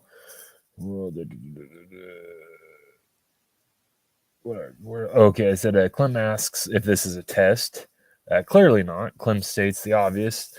They don't know how to get it off the runway. They know to fly it, but nothing else. They know how to fly it, but nothing else. Clem explains the process. Clem asks what they would have done without him. Vel says it would be painful, but they would figure it out. You probably would have died. And then this guy saying we wanted to be sure. Sure of what? Like, it's just, again, it's like it's kind of pointless back and forth. It's pointless. It's pointless. It does nothing to advance the story. The only thing that it does is show how stupid this group is. At the same time, like, it doesn't surprise me that they are very questionable of them, considering, like I said, I was making this point for the last episode that you're suddenly throwing someone into a group that is clearly pre-established. They already have but it was for lack of better explanation of it, a working relationship with each other. So they already kind of bonded and they trust each other. And then you're kind of throwing I can't think of the word right now, but basically throwing a wild card into the whole deck without giving them more time, because they basically have to go immediately into this mission. They should also be questioning Luthen though as well, but they can't, because this all came from Vel, and Vel is supposed to be the one that's solely in charge. That was the whole thing. Like in the last episode, they made it very clear. Was it the last episode? Yeah, it was the last episode. It is the last episode that Luthen made it very clear they do not know about me, right? That was kind of like he was still making sure I am the unknown. He's trying to basically be like his own little Sheev for this group. Nobody knows about him, but between him and Vel, And to the group, Vel's the one that is solely in charge, making all the shots, calling all the shots. Yeah, I guess that's true. It's still irritating. Clem says he'll pilot. Then Vel says he'll do what he's told. Let the argument begin. Vel concedes. I said, is this the first time we see Andor risking his hide? And then I jumped to I said, is this guy pointing at a makeshift diorama or just the vast nothingness in the sky? He's describing the layout of, I guess, I don't know, the base where this track launch is or whatnot. Right. I said, Lieutenant, I'm going to get in trouble for this. I said, Lieutenant Gorn on the Cobb is pissed about the state of the grounds, and he's off. Clem learns the ways of the Empire from a non-enlisted imp. This should go well. Clem says, no touchy unless you buy me dinner first, then you can pet me. This guy, he says, can you walk like a soldier? And then like he's just the ridiculousness of this. He says, I've seen it done. That's the response we're looking for. Like, I've seen it done, so I can do it. Like, yeah. Why not say like, oh yeah, I actually worked for the Empire? Like, I understand the implications of doing that, but like he could have said, yeah, I know how to do it because I worked for the Empire. They can't bring his loyalty or question him because Lieutenant Gorn isn't like he works for the Empire. Yeah, Gorn is an Imperial. So like, why like to say like, I get this is nitpicky, but like say, yeah, I've seen it done, so I'm good. Why not tell them that you were an Empire, like you worked for the Empire, you were an Imperial? Like, again, it could be nitpicky, but no, I mean that was the thing. Like even for Kyle, they knew he was a former Imperial. There was nothing hidden about that. So it was all completely out in the open. Right. They're like they're trying to do this whole cloak and dagger bullshit, but it's just as called. It probably would have been better off if they were open and honest from the get-go. You know, what would he have done at 13? Like, I know that Empire, they disbanded the child labor laws, once she came into full authority. But like, what would he have done at 13? I don't know. Well, like Luthen said that he was a chef. He was a cook or whatever. Apparently that, but again, that doesn't. Ridiculous. When did that happen, though? Considering he was basically at that age when he was kidnapped off of that planet. That looked like about maybe close to that age, right? Maybe it was before or after. I don't know. See, that's the problem. There's no transparency and there's no backstory. We see he's a tribal. I don't even. What you call was that part of that planet, but then the thing was that was during the Republic. They kept saying Republic ships. So, what time frame would that have been? Right. They're not being clear. I mean, they wanted to start off with going, oh yeah, this is 5 years before the Battle of Yavin. But anything else? What did they call that? We're not going to really specify the timing. What did they call that shit? That drop ship on the planet? Did they reference? They didn't call it anything specific, other than like I said, until Marva and her compatriot were trying to loot it for whatever. That was the only time that then Republic ships are drawing close. Yeah. And then that was it. We didn't know exactly what this ship was. We didn't know if it was part of the CIS or Republic down ship. Don't know. This is what's so frustrating. It's like we watch a show and then the audience has to come up and we had to fill in the gaps basically for their lack of. It's not even a flipping gap, dude. It's like the gap between the Hoover Dam. So I put Imperial. Did you want to continue? You want to get fire off some? I don't know where you left off. I left off after I had stopped after the TIE fighter. Okay. Then I'll get to I'll keep going and then yeah, I left. I had stopped after the TIE fighter did its swooping, did its strafing run. I'll fire off a couple more and then I'll let you go because I'll get No caught up worries. here. But I said the Imperials have arrived on Morlana 1. Belvin asks this guy if the hotel, or I'm sorry, Belvin asks if he wants the hotel as the captain's HQ. The guy asks to be prefect. A title with no extra pay. That's the spirit. Belvin is like, get it done in your ball gown. Freaking Marvel humor, I guess. What is it? Oh, I said I didn't know the Empire marched like the North Koreans. Who taught these guys how to march? This is very convincing. Not are they doing it this bad on purpose? Question mark. Clem asks what Gandalf is doing. No concern of yours. Clem says they should switch. Calls out everyone's dominant hand. Nice, boyo.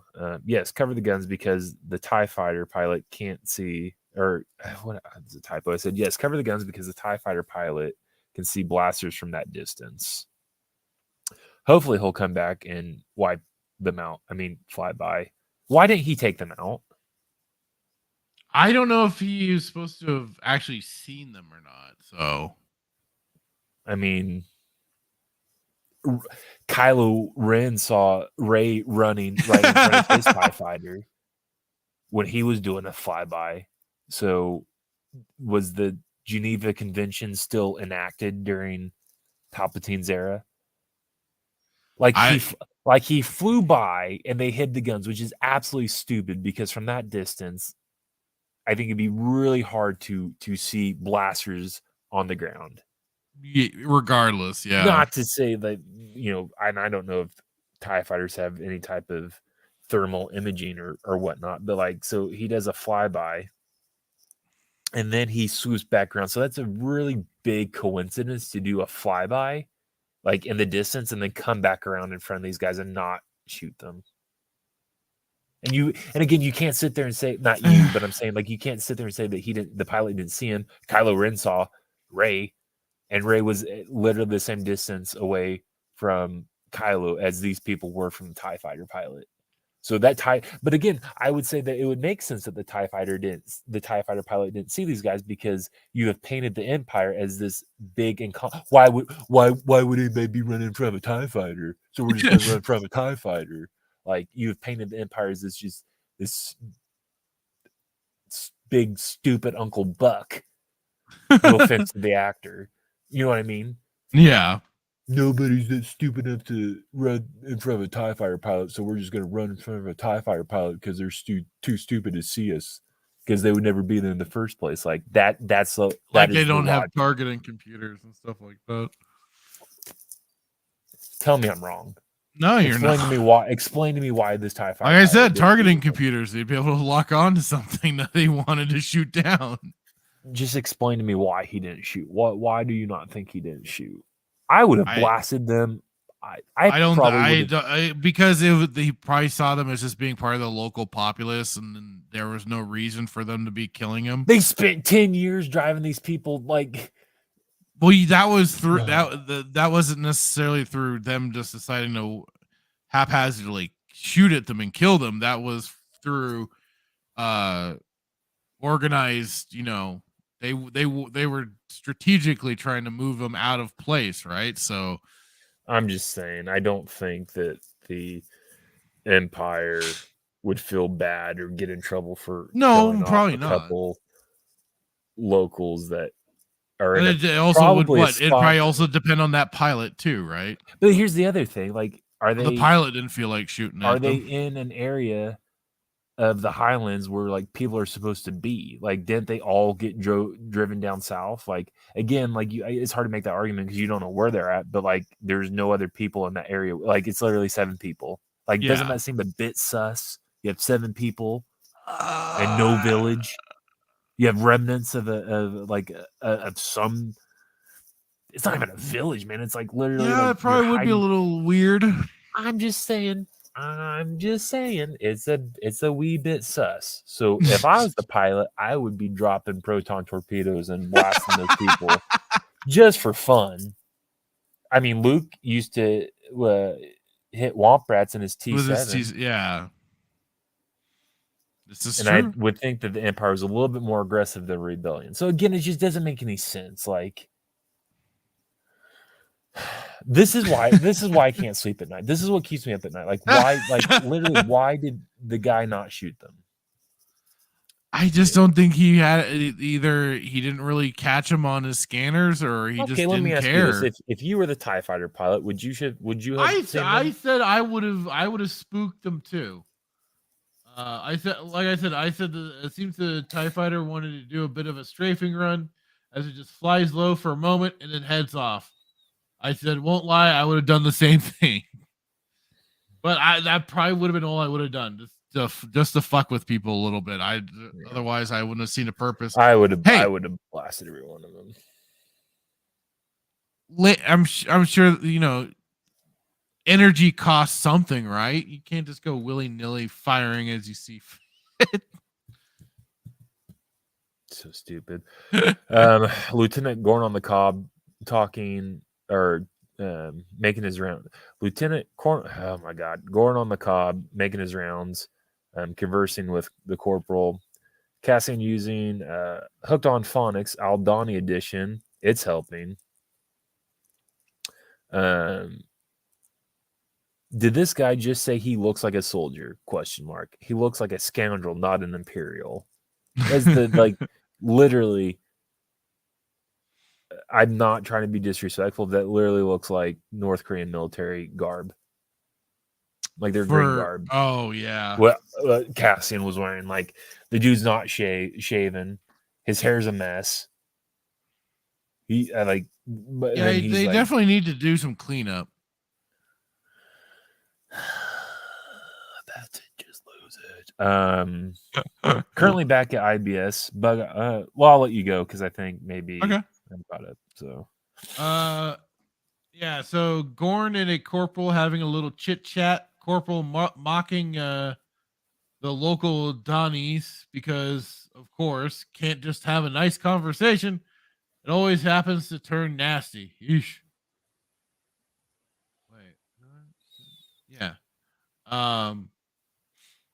Skeen seems to be liking to rile up Andor, it seems, as he was again moving around his gear, and Andor is quite sensitive about it. Now we go back to Imperial Ellen DeGeneres gives Blevin the stink eye as he walks by doing work, unlike her, as we found from the last episode. Her and her effeminate sounding secretary are going back and forth, and he reaffirms how right she is by slacking from her responsibilities to solely focus on the one-upping of Blevin. And God, more word salad barrage of name drops from Kessel to oh lovely Jakku. The sequel trilogy is still a thing, people. What the hell did I just watch? Little fire pit going on. Oh, it was their neat little scale model. Oh, shucks. Sharing a drink and to the rebellion. Damn rebel scum. Are they finally going to do something? Back to poor Karn and his mother. Oh, this should be lovely. So Uncle Harlow has better impressions on what Karn should be doing, despite not really spending much time together. But somehow this guy is going to help. This is painful to watch. This is basically part of how I got the thumbnail for this episode. It's just like I just think he wants to drown himself in his cereal. He's just like, literally, dude, I am done with this right now. This old lady can piss off. I'm just gonna drown. I'm just going for it. And now we're back to Andor and crew on their hike. And I said, even Lord of the Rings at least made it seem interesting with a bunch of people traveling to a location. This is just boring. So Gorn got too close to the locals, eh? Got demoted for it, eh? Lost the woman, eh? But how? The Empire soldiers personally kill her, or just from the moving them out? What? So this is a little revenge. Okie dokie. That was pretty much the gist of the whole situation that I got for Gorn when I think Bell explaining it. I don't understand Gorn. Well, I guess I just I did. It's. I mean, look what Kyle was basically out for revenge too after that's his true. father. So I can't behest the guy for it. I said, so it is a bank heist, not an information heist. That didn't seem so clear initially, unless I just didn't understand what was going on due to my anger over mentioning of Rakatans in the last episode. Because it was at that point where they kind of zoom back, and maybe I can bring it up really quick and show you what they were showing. Where is it?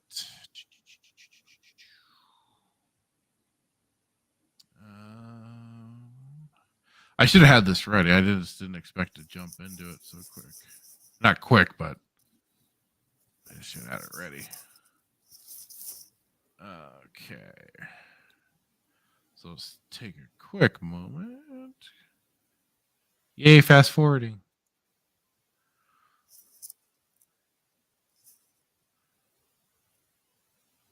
Let's see. Any second, it should be focusing on it. There. Okay.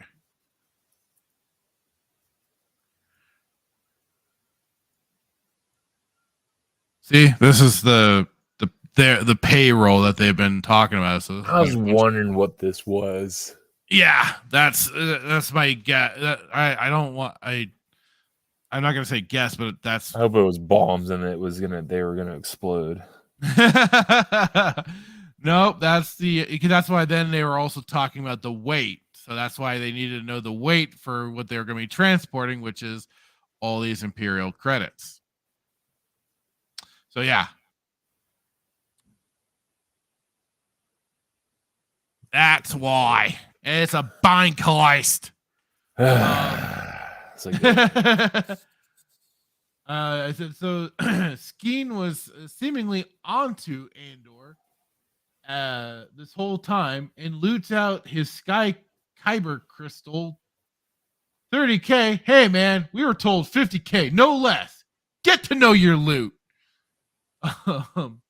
Andor and Skeen are now at each other's throats over some miscommunications that have gone on thanks to Andor keeping cover.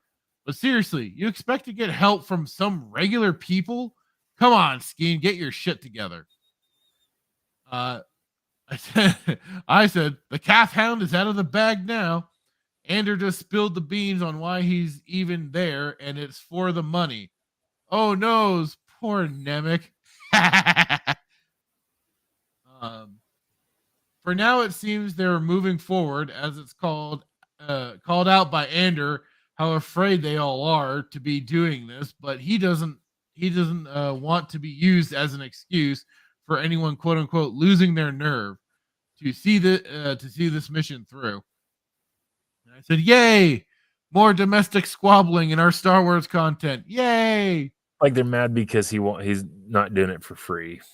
Right. Well, this squabbling, domestic squabbling, is back to Mothma and her husband, I believe, and they were having a little squabble in the car leaving from some thing. And yeah, that's always fun. Like I said, I can only suspect that like there's gonna be like a little fight between her and her husband. He's gonna accuse her of cheating on him or something. Probably the way he's behaving, like he's very speculative of her, questioning or not questioning, but it's just like this is the kind of attitude he seems to be giving. Like he's suspect of her. Yeah, he just suspects her of something. Like that's, I mean, So she's very, so even I guess it's true. She would, as she said in, what was it, episode 3, that she would be the first one found out. Yeah, you would, because you're freaking lousy at hiding your shit, lady. Like, I don't feel like this is like the Mon Mothma that, like, I don't know, everybody knows. That Mothma, and along with Bail Organa, helped dupe the Emperor and formed a rebellion under his nose and shit. Yeah, those two people. So Andor and crew make it to the outside of the base they are infiltrating. Karn, why do you have that hollow of Andor? Weird. He's in a quiet room, all dark, and staring at a hollow of Andor. It's kind of weird. Skeen is or was told off screen by Vel to tell Andor about his brother and why he hates the Empire, etc., etc. And that's his way of apologizing. So we're moving on. Seems like a legit apology. It's one way of doing it, I guess. Everybody's got their way of doing things. So they're adjusting for the next mission, and Tamarin is the one in charge now as Vel and Cinta head off to do something else. Okay. I have suspicions, but not until I have evidence. Back to Skarsgård, and here it comes. Here it freaking comes. Why the hell does he have on his shelf a Jedi and Sith holocron? How does some out in the open collector, museum curator have such artifacts? What the freaking hell is this? Just like how does he have Starkiller's armor in the last episode? It's putting things in the background that make no sense to have them in the background. Because it's not even like, so it wasn't even like, you know, because in this whole scene, he's seeming a bit antsy. I said, seems as though Skarsgård is getting a bit antsy about the mission to take place as he is listening on to the communications, and is of course doing no one any good. And it's not even like they didn't even have like his little secretary or assistant or whatever the hell she is, just kind of like in either like a snide or snarky joking way say, why don't you commune with your holocron, with your Jedi holocron there, and get some answers, where he could have said, oh, that these are just for show, like they're fake. That would have just cleared that up. But they just let them hang out there. Well, they don't discern whether or not they are fake or real. We are only left to guess. And my guess is just like how is it, in this time of the Empire, that a museum curator would not only have a Jedi holocron, but also a Sith holocron? That makes no freaking sense whatsoever. But why bring Starkiller? But again, like, so why have Starkiller's armor? Why have a Sith holocron? Why have a Jedi holocron? Why have the stupid Twilight head dressings from Rebels? Why have I didn't even notice that. Yeah, and then they had some Wookiee helmet that was Tarfur, was it Tarfur's head piece and Revenge of the Sith? There's a bunch of stuff in this shop that they've put in, and it makes no sense. Like, and then there's Indiana Jones stuff in there. Yeah, the right next to the hall. So hang on, I'm trying to find the image that I had. Where is it? Okay, hang on, I'm bringing it up right now. So, yeah, right up here, you of course got the Jedi holocron, Sith holocron, and then you've got these stones that also these just weren't as important to me as the holocrons. But yeah, I noticed how Temple of Doom, the stones with the three white markings on them. That did, and I think there might be a third one right behind there. It looks like it. So, yeah, I very interesting. it's like I said, it's throwing in Easter eggs for the sake of going, oh, see, look, we know the EU. We totes nerds like you. We got this, guys. Did you see Starkiller's armor though? Yeah, we pointed it out in the last episode. Okay. I couldn't remember if we did or not. Yeah, but you didn't see the Wookiee head guard. I was so focused on the Sith armor and and them mentioning the Rakatans and whatnot. That was just what had me so incensed that I noticed like the broken Lothal statues or whatever of the Force, whatever the hell they're called. The Morris God, the Morris God art or whatever. Those that lot. I did notice that. Everything else, I just, like I said, I was just so focused on that Sith armor and the Rakatan stuff. I was just like, friggin'. This, I don't,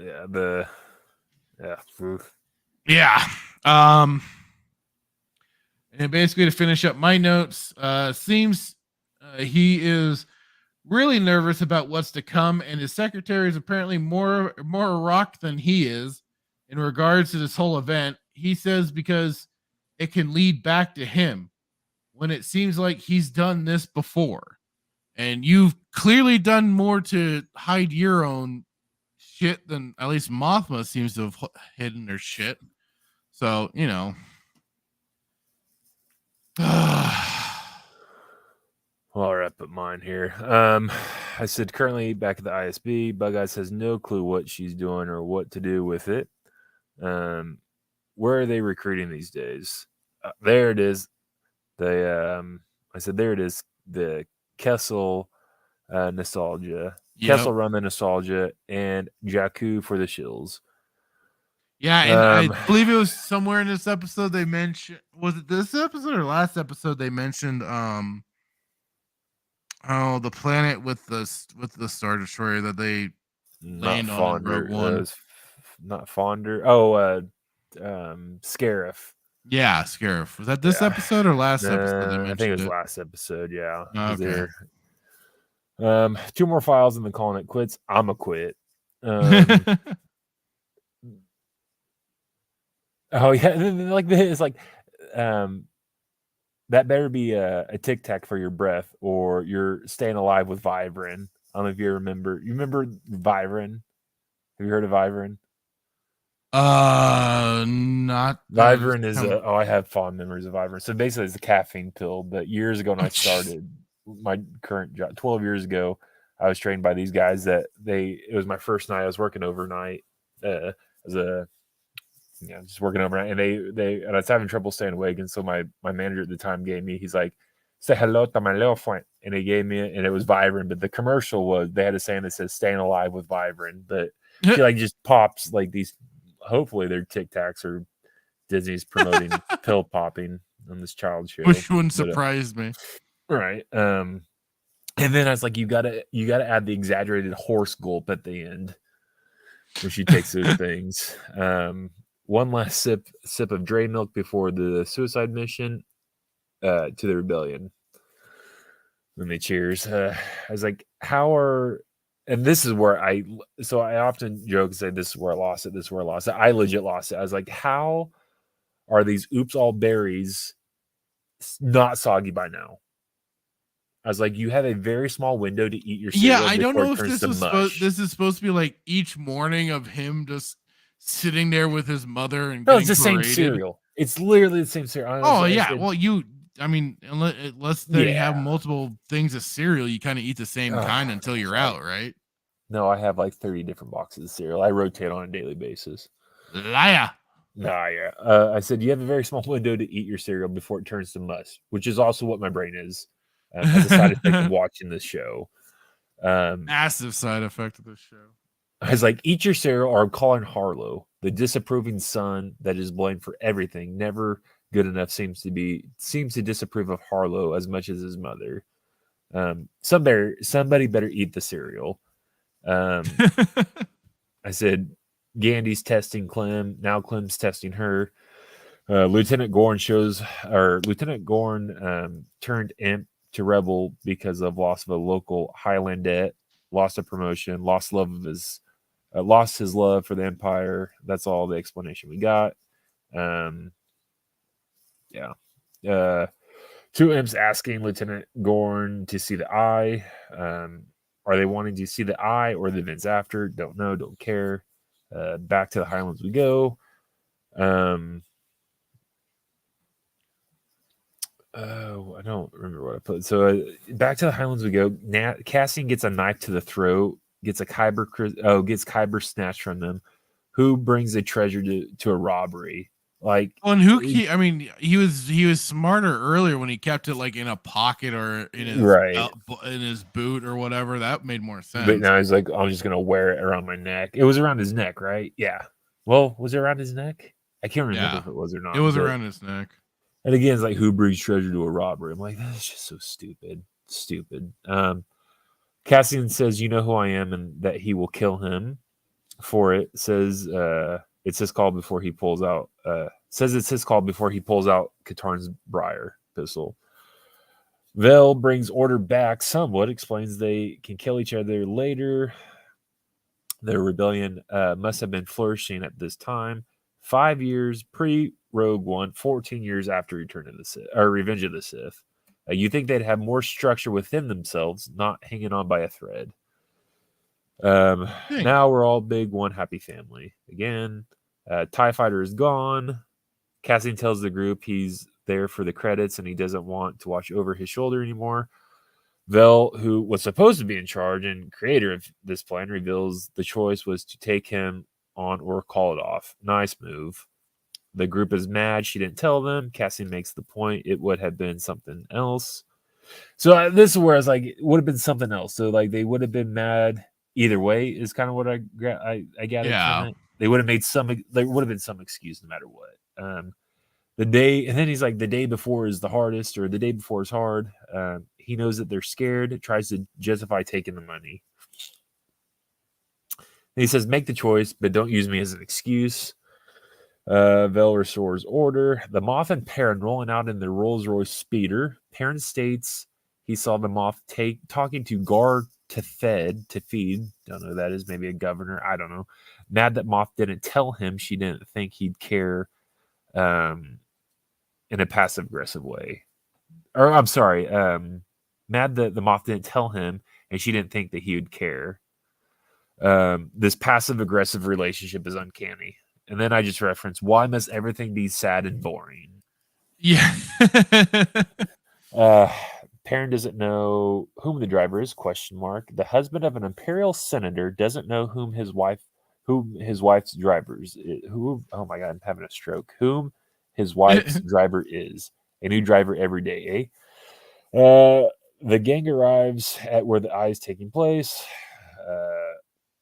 Let's get a fire up. It's nightfall and you're in close proximity to the base. Do you not think the Empire will see your fire? Oh, wait, yes, because they're too stupid to be looking for one. Did he eat his cereal yet? What happened to the bloody cereal? Karn looking at the hollow of Cassian. Was he giving some fire signal below to Gorn?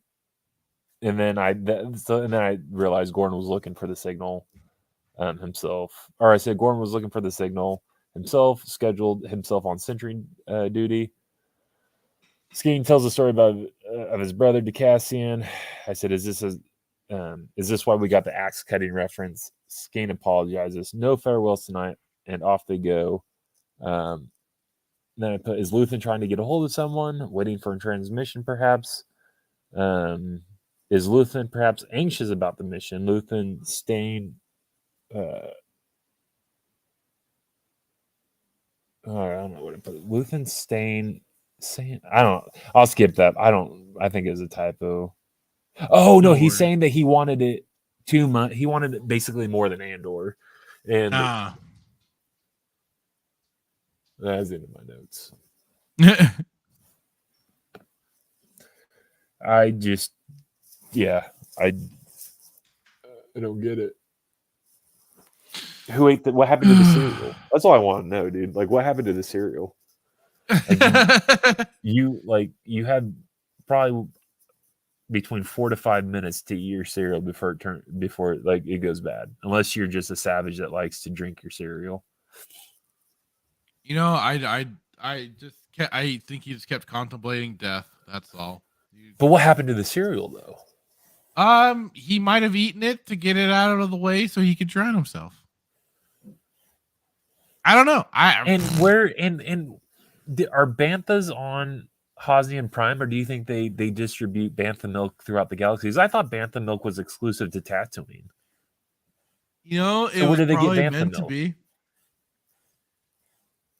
Maybe it's Togrugan milk. Who's Filoni's character, alter ego? Ahsoka, what was she? She was a Togrugan? Yes. Maybe it's Togrugan milk, dude. I wouldn't be surprised. You know, he loves Ahsoka, and I'm sure they have milk. I don't know. I just want to know what happened to the cereal. And I want to know why he didn't eat the cereal. And I want to know also why she kept trying to force feed him food. I also want to know why that stupid fruit was there. That was also in Rebels. And why they decided to put a holocron, a Jedi holocron. Well, the fruit I can understand. I can see being a little more distributed throughout, through the bantha milk trade. But the bantha milk, no, not so much. That's a little like what? Unless they happen to be close to Tatooine, and we're going to be taking a trip to Tatooine at some point. How far? Well, everything ends up back on Tatooine, right? How far is Hosnian Prime? How many parsecs is Hosnian Prime from Tatooine, you think? I have no clue. How many sectors? Pun intended. Oh, you. I don't know. What are your thoughts? Oh, another episode where they wasted a bunch of time and they could have just gotten things moving with the freaking mission, and instead we just had a bunch of farting around and a bunch of dramatics and a bunch of needless Easter eggs that made me want to get very aggressive with them. I had heard, and I don't know if this is true, and I wasn't necessarily looking for them, but there apparently throughout the years there's been this relationship between Star Wars and Indiana Jones. Is this thing true? They've thrown Easter eggs in Indiana Jones into Star Wars, and Star Wars into Indiana vice versa. Jones. Yeah. There's a commentator I was listening to, and I don't know if it was true or not, but this is the first time. They've kind of George kind of did in Phantom Menace when Jar Jar was kind of in his own way screwing around, and during the whole final battle with the tanks and stuff like that. But is this a shot at Steven? No, it's not. It's just referencing their own work, because they both worked on Indiana Jones, while then Star Wars was predominantly all George. Yeah. So Lucas, that's the only time I knew he kind of had a slight homage or reference or whatever you want to call it. Yeah. But otherwise, not that readily jumps out at me going, oh, that's a reference to. So not that I'm too aware, other than the fact that, both the original trilogy and Indiana Jones has the same lead actor. Yeah. Otherwise, that's it. I hate these Easter eggs. I think they're they're stupid. It's half these. Well, it's one thing, like I said, it's one thing to have something in the background, but you gotta at least make reference or half these new Star Wars fans don't even know who Starkiller was. They think that they think Starkiller base. Right. You have no idea who the Starkiller armor is. You have no idea what a holocron is. The only thing that they would know would be the Morris arc, that those plates thing. But that's the only thing they would know because of freaking Clone Wars. Well, and that's okay, fine. You're referencing your own material. Cool.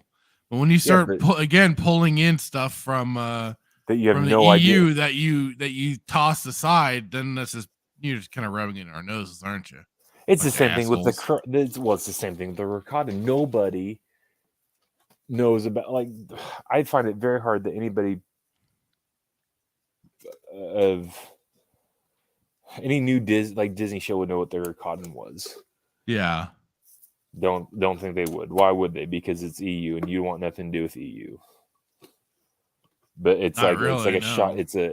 It's a shot at, you know, everybody, all of us.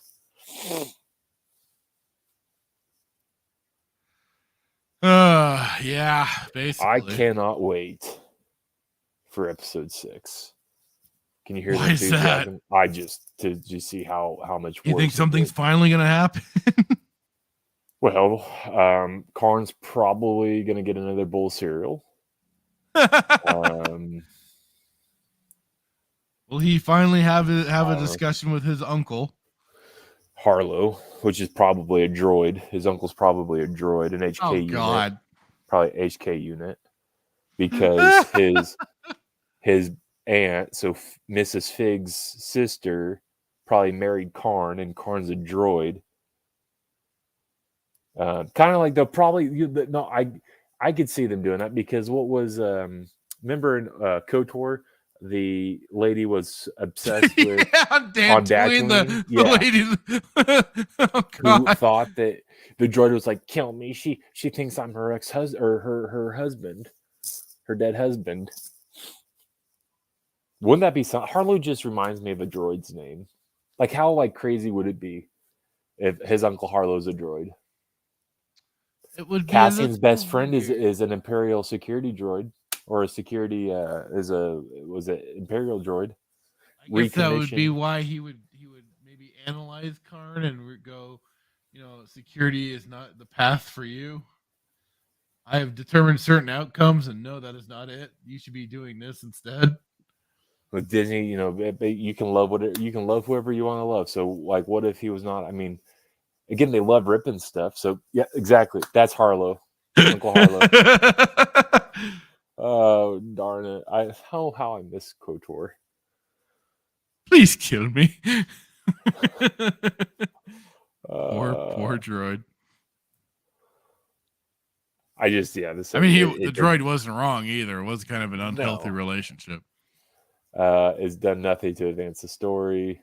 It's boring. It's so many issues. It's like it'd be one thing. Yeah, I would get it if they were you know, really putting in the threads of all this to build something going forward, but it just doesn't feel like anything is going forward. It's just all kind of like they're all farting around.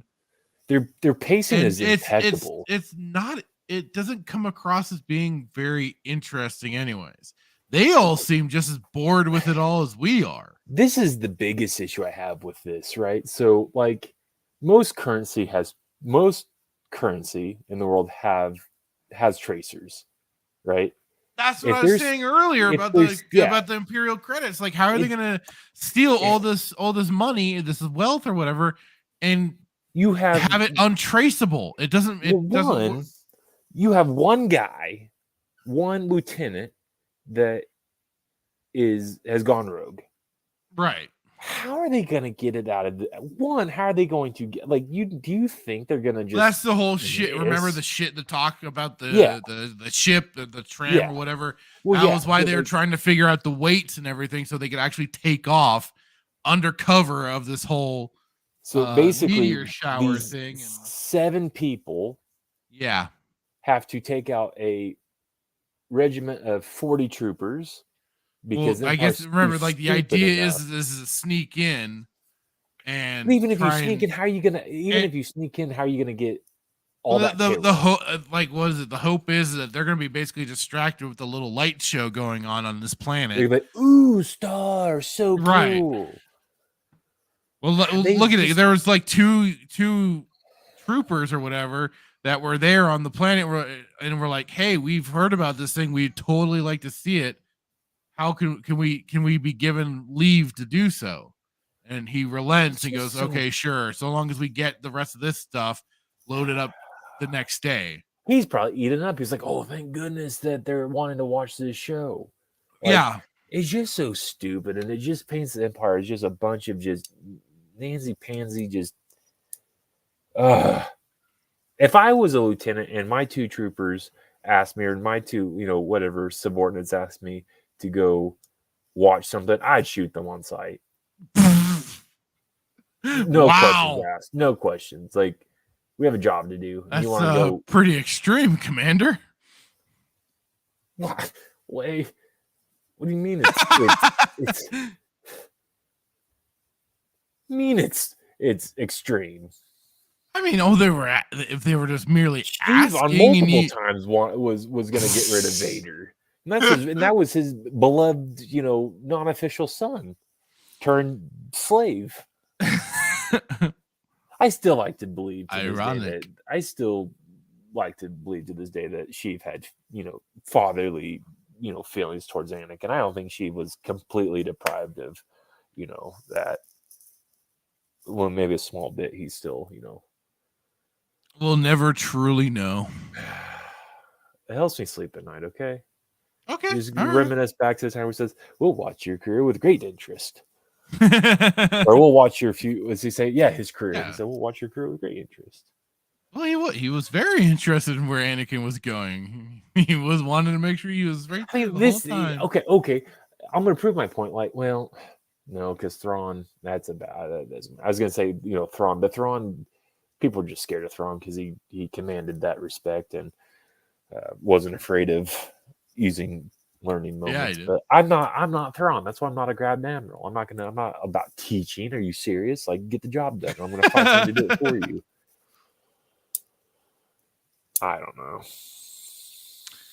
Yeah, I don't know either. It's just all I can say is I guess we'll. It's a lot of payroll. It's just like I said. You just paint the rebellion, or you paint the Empire as just a bunch of just stupid. That oh yeah, they're so cocky that they don't think that this could happen. So we're gonna do it anyways, and they're not gonna know because they never expect it. Well, it's just like, and this is 6 episodes, and something's hopefully finally gonna happen. I mean, goddamn. It's 6 episodes in. The next is 6, and hopefully something's gonna finally freaking happen.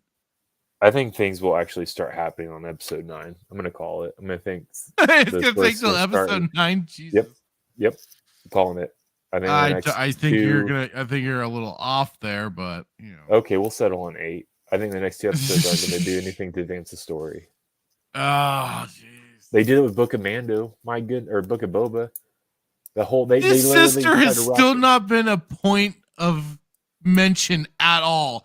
Not even like some personal, quiet thoughts to Andor. I don't think he has a sister. I'm starting to think that too. Or Miro's his sister, because they both work for the Empire, past and present. I don't know. Just saying. I don't know. I honestly think next episode is just gonna be filler. I'll be wrong. I could be wrong. More filler. I could be wrong. I'll eat crow next week if I am wrong. But I think it's just gonna be filler. Yeah, the pace is terrible. That's what you would expect. You'd expect the next 2 episodes to be filler because I think they need to get something moving. But the last 3 episodes, 2 episodes, no 3, because we're on 5. The last 3 episodes have just been bleh, bleh. Literally when I watched them, like the thing that came, what I heard in my head, like this is supposed to be 5 years before Rogue One, and you can't draw any line from here to Rogue One. No, I don't know if that was necessarily the intention, but I just, like I said, I don't understand the payroll. Yeah, you're still in payroll to fund the rebellion, but it's freaking Imperial credits, you idiot. They're traceable. What are you gonna You're gonna. You would have to imagine. Are you going to take unless them to? Unless this is gonna be another. Unless this is gonna be another stupid oversight of the Empire. No, this will, dude. They're gonna take those credits to freaking Nar Shaddaa and clean them. launder them. Oh, Or- through Luthen? Yeah. Oh, damn it. Maybe not Nar Shaddaa, but through Luthen, because he sells expensive antiquities, and it would be an oversight. He could just, Luthen's the key, dude. That's why he's so worried about it running back to him. Luthen's gonna be the launder. He's gonna clean the credits. Well, no, but that's just it. Why would he then be so worried about things getting back to him when he's kind of the linchpin of it coming back to him anyways? Because they kind of have to get back to him for transferring funds for being able to pay for any of this crap, right? Because there's only two. I mean, really, there's two people that know who he is, right? Andor and Val. So if this goes wrong on Aldhani, and those are the two that can. Maybe I don't know. Maybe that's why he gave him that Kyber crystal to kind of like hush hush. You don't know. Well, I don't know. I don't know. I'm just saying. Like I think he's the one who's going to clean the money. It could you got be. two people there on the planet that know who he is. So if it falls through, you got two people that he could get tied back to, or that can tie, this whole plan back to him. Huh. And then I guess he can tie it back to Mothma, but yeah, I didn't even think about. I thought they were just going to go to Nar Shaddaa, but no, he's the guy. No, how much do you think a Sith holocron? That does kind of start to make sense. That those sort of things would be basically priceless, and you could not get something like that past Palpatine. Do you think you could fund the rebellion off a couple holocron cells? I don't even see how they could be properly sold. And how that's you bring something up interesting. How the hell does he have a Sith holocron if Palpatine? Yeah, exactly. It doesn't. I just thought of that. And then wasn't all the Jedi stuff destroyed once Palpatine? Not necessarily destroyed. It was certainly kept in the temple, if anything. But we don't know what was fully done to all of that stuff. Well, that's the thing.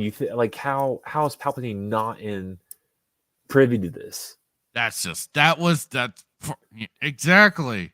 Bane himself sought out holocrons. Bane sought out information, and even he had to go through underworld contacts and keep it hush hush to make sure none of it drew too much of attention to him. And all he was seeking after was basically like leads and informations on where possible holocrons could be, so he could go and claim them himself. Yeah, I remember this thing in this line in Lord of the Rings. Pippin is telling Merry, he's like, the further we are from danger, the closer we are. Or he says, the closer we are to danger, the further away we are from harm. So maybe they're like, the safest place for a Sith holocron would be on Coruscant, where the under Palpatine's very nose. Yeah.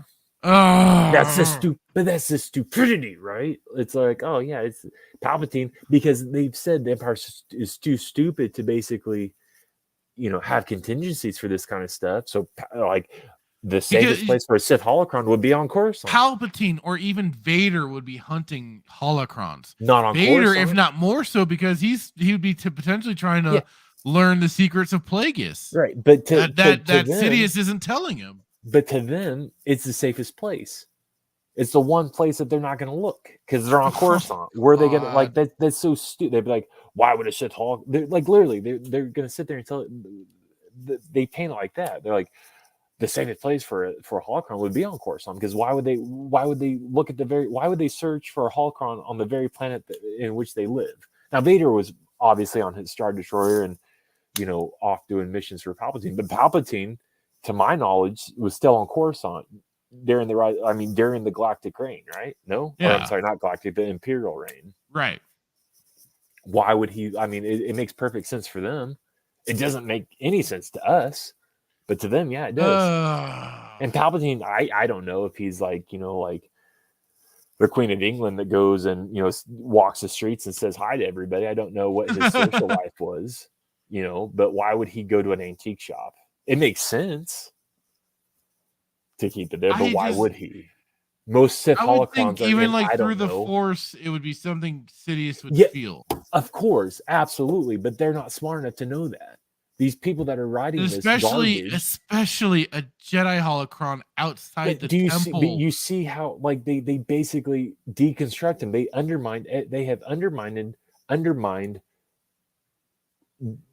Sheev, the guy himself. Like you like, I'm not saying this directly to you, but to sit there and to think that like he wouldn't feel like, are you kidding me? Like, you don't think he would feel that through the Force? They have undermined him. They've humanized him. Like, he was a human, but they have basically stripped him of all. It's kind of like that when I told you, and I sent you that video I saw about Samuel L. Jackson saying, yeah, Mace Windu could be very much alive. People have survived hand injuries and within canon, right? So if they brought back Mace Windu, it undermines everything Sheev did. Everything he worked for, everything he planned, it's all for nothing, right? You can make the same argument if you have now recreated the Emperor as just Joe Biden. Doesn't remember where he. I don't mean that disrespectfully, but I thought they were going for a Trumpian era. So but I'm just saying it's like he's no one. He's just an everyday schmo. This guy created it was just the Sheev that they've created, and the Sheev that they're portraying is just some guy that just the Empire has come about just by happenstance. He just by sheer dumb luck, as Professor McGonagall says. Like, he's not a mastermind. He's not a tactician. He hasn't been planning this thing since he was trained, under Plagueis. The brutal training that is described in the book. Like, it has just so happened to just come about with no explanation, just luck. That's why it's just so it's irritating. And I just thought of that when you mentioned the holocron. Yeah. Like, how is a Sith a holocron? That's probably Revan's holocron that was supposed to be destroyed. Oh, shut up! I'm just saying. No, don't even. No. How much you want to bet? Are you trying to get my blood pressure? No, I'm just saying. Like, how many Sith holocrons are left?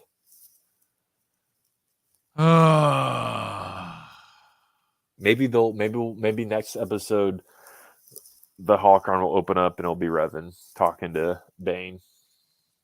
Not talking directly to Bane, but talking about the rule of two. I don't know, man. Considering Bane destroyed that holocron, it'd be quite the feat. Also interesting, because at Galaxy's Edge they sell holocrons, and it's like, who out of these Disney shows actually know the purpose of a holocron, a Sith holocron? Like, it's just a wall decoration, and it irritates those of us who actually have done our due diligence and know about canon and know about lore and can explain what it is. That's why it's so irritating, and even more so because to have the audacity to sit there and put that in a show, and then you cannot you can't put this into a show and not think that we're not going to question it and know what it is, and question, like, okay, you have this in this episode. How the hell is Palpatine not there? How has Palpatine not felt it and confiscated it and then killed Luthen for having it? Questioning Luthen, interrogating Luthen like Lord Lard, Double L, Varys, interrogating Luthen as to where he got it, and then kill him after he got the information and steal from, like, it's just so stupid. Like, he would have already known about it, and to sit there and say anything to the contrary is just, it's illogical.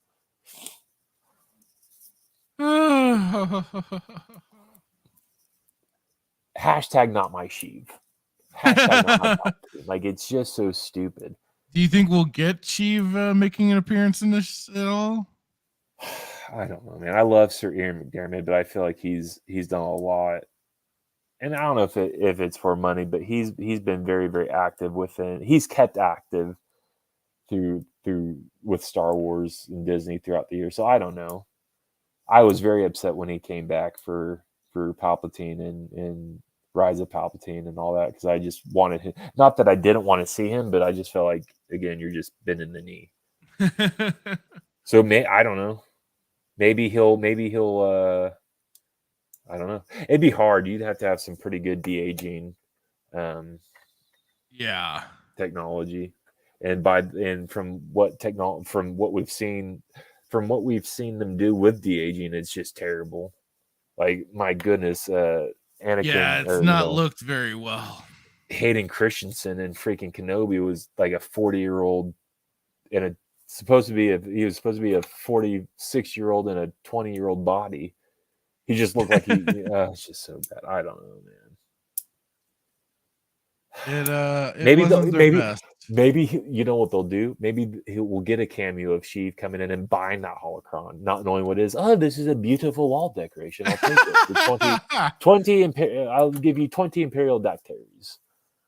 You know, maybe. Oh, God. I will be livid, and I will quit for a week if he comes in and buys that holocron and not kill Skarsgård.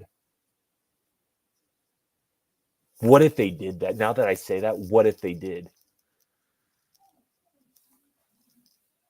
I don't talk me out of this, because I feel like, why would you put it in? You're two options. You're going to put it in there for a wall decoration and just bank on the fact that nobody knows what it is, or hope that nobody asks questions, or you're going to have a cameo of Sheev. Oh, God. Oh, jeez. And, you know, you can't have Sheev come in there and kill anybody, because that's not good PR. So he's going to buy them both. He's going to give Luthen more than he asks. He's going to give him he's going to pull a Godfather and make him an offer he can't refuse. And he's going to buy both of them, because we know the real Sheev would kill him with his lightsaber. He would kill everybody in that building, including his guards. Well, maybe not his guards. He would have his Imperial Coruscant guard with him, but he would kill everybody in that building. He'd kill Luthen and his handmaiden, if you will. And he would take them. But that doesn't make sense, because if Force Unleashed is still canon, is it not? Did they still say it was canon? No, I don't believe so. That doesn't make any sense. Well, no, wait, it does. It makes perfect sense. So he could go in there and buy the holocrons, and he could see Starkiller's armor, and then this is where World Between Worlds happens, where that line of events never happened. And he's still able to get armor. He gave the armor to his new apprentice after. I don't know. The doltishness of this conversation it astonishes me. But maybe this is where they use war. I keep saying War Between Worlds. I blame Tom Cruise. World Between Worlds to change the events of Starkiller. Maybe he knew that Vader was going to try to pull one over on him, and he takes the armor. He goes through a door and he changes that event that Starkiller was never a thing.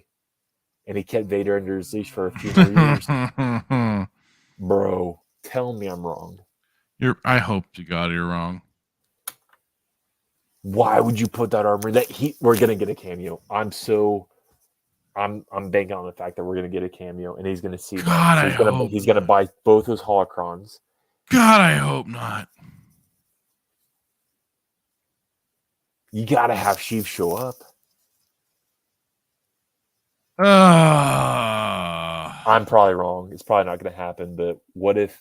I mean, you have to use World Between Worlds for something. This is. Do you though? Do you? Yes. This is their hinge piece to make everything that they create a thing, to solidify it. Without retconning canon from a contractual perspective, this thing is the one thing that can do it, because there's no limits with it.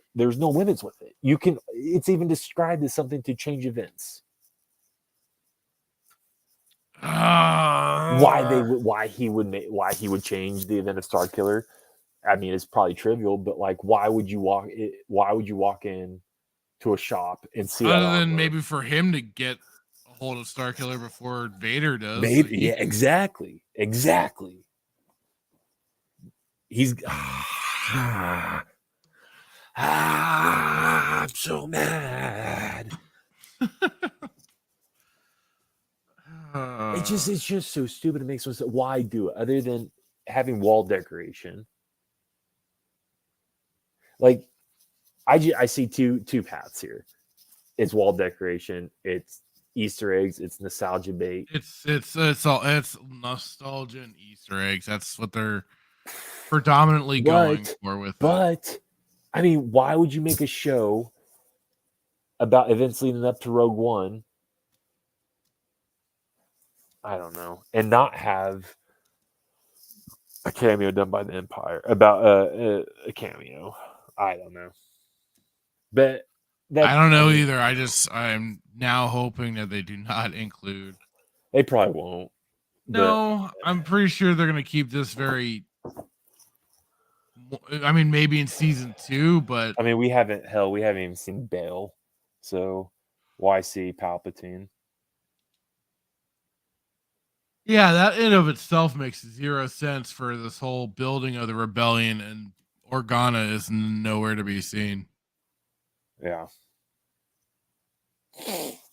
At least it just seems weird to me. Like, I could have sworn he always had a very close hand in it. At least certainly that's what Force Unleashed made it sound like. Thanks to Leia and everything. Yeah. Oh, well, here's to next week when we get the next episode.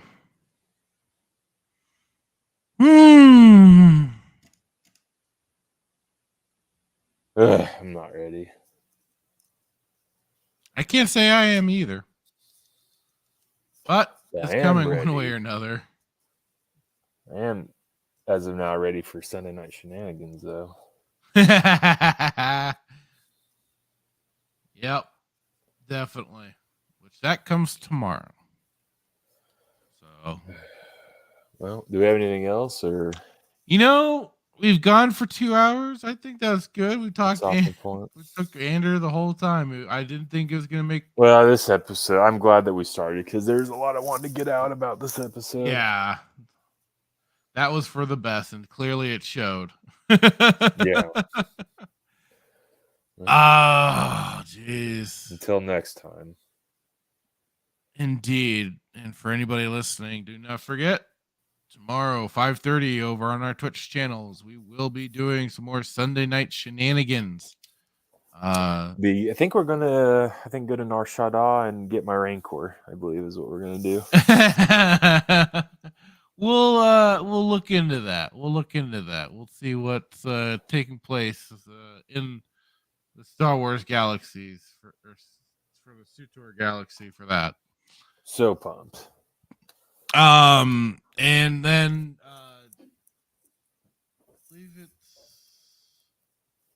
so yeah, for the 16th of a Sunday, unfortunately I will have to be canceling that Sunday Night Shenanigans due to work conflicts, which I'll elaborate more to you, Hitman, after we end the show. But so unfortunately that Sunday, that'll be a cancel out. And but with benefit though, on the 23rd I start my 2-week vacation. So that's on a Sunday. That's on a Sunday, and so we could play until we just pass out. You little shyster, so pumped. So at least I'll make up for the lack of that one Sunday for sure. So with that in mind, I will just have to say adios, good night. Y'all have a good one. Bye. Where is it?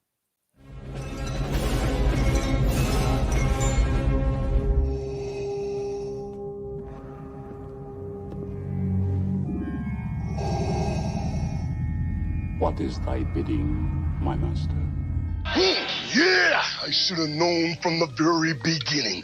From what you said. Yeah, when the mega powers were formed. Yeah, what you were out for from the very beginning. Yeah, you were after what was mine. I remember what you said. You can destroy the Emperor. Join me. Together, we can rule the galaxy as father and son. Yeah, that one was rough. Those words right there. Yeah, I got stuck, yeah, but I swallowed it anyway.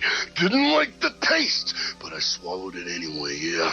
But I remember the time when there was a conquistador out of the ring, the one that's so jealous that he can't stand it, yeah. Yeah, you came in there with your poses, yeah, but you made a big idiot out of yourself, yeah. And speaking of idiot things, what about that stupid idea? Did you forget that one? Think back. That right there sealed your It put the madness over the edge. But I'll tell you what felt even better, was in the dressing room, in the first aid room. Me being unselfish, said go ahead, do the thing, You won't steal my thunder, no! When you take a look at the madness's eyes, all you're gonna see is complete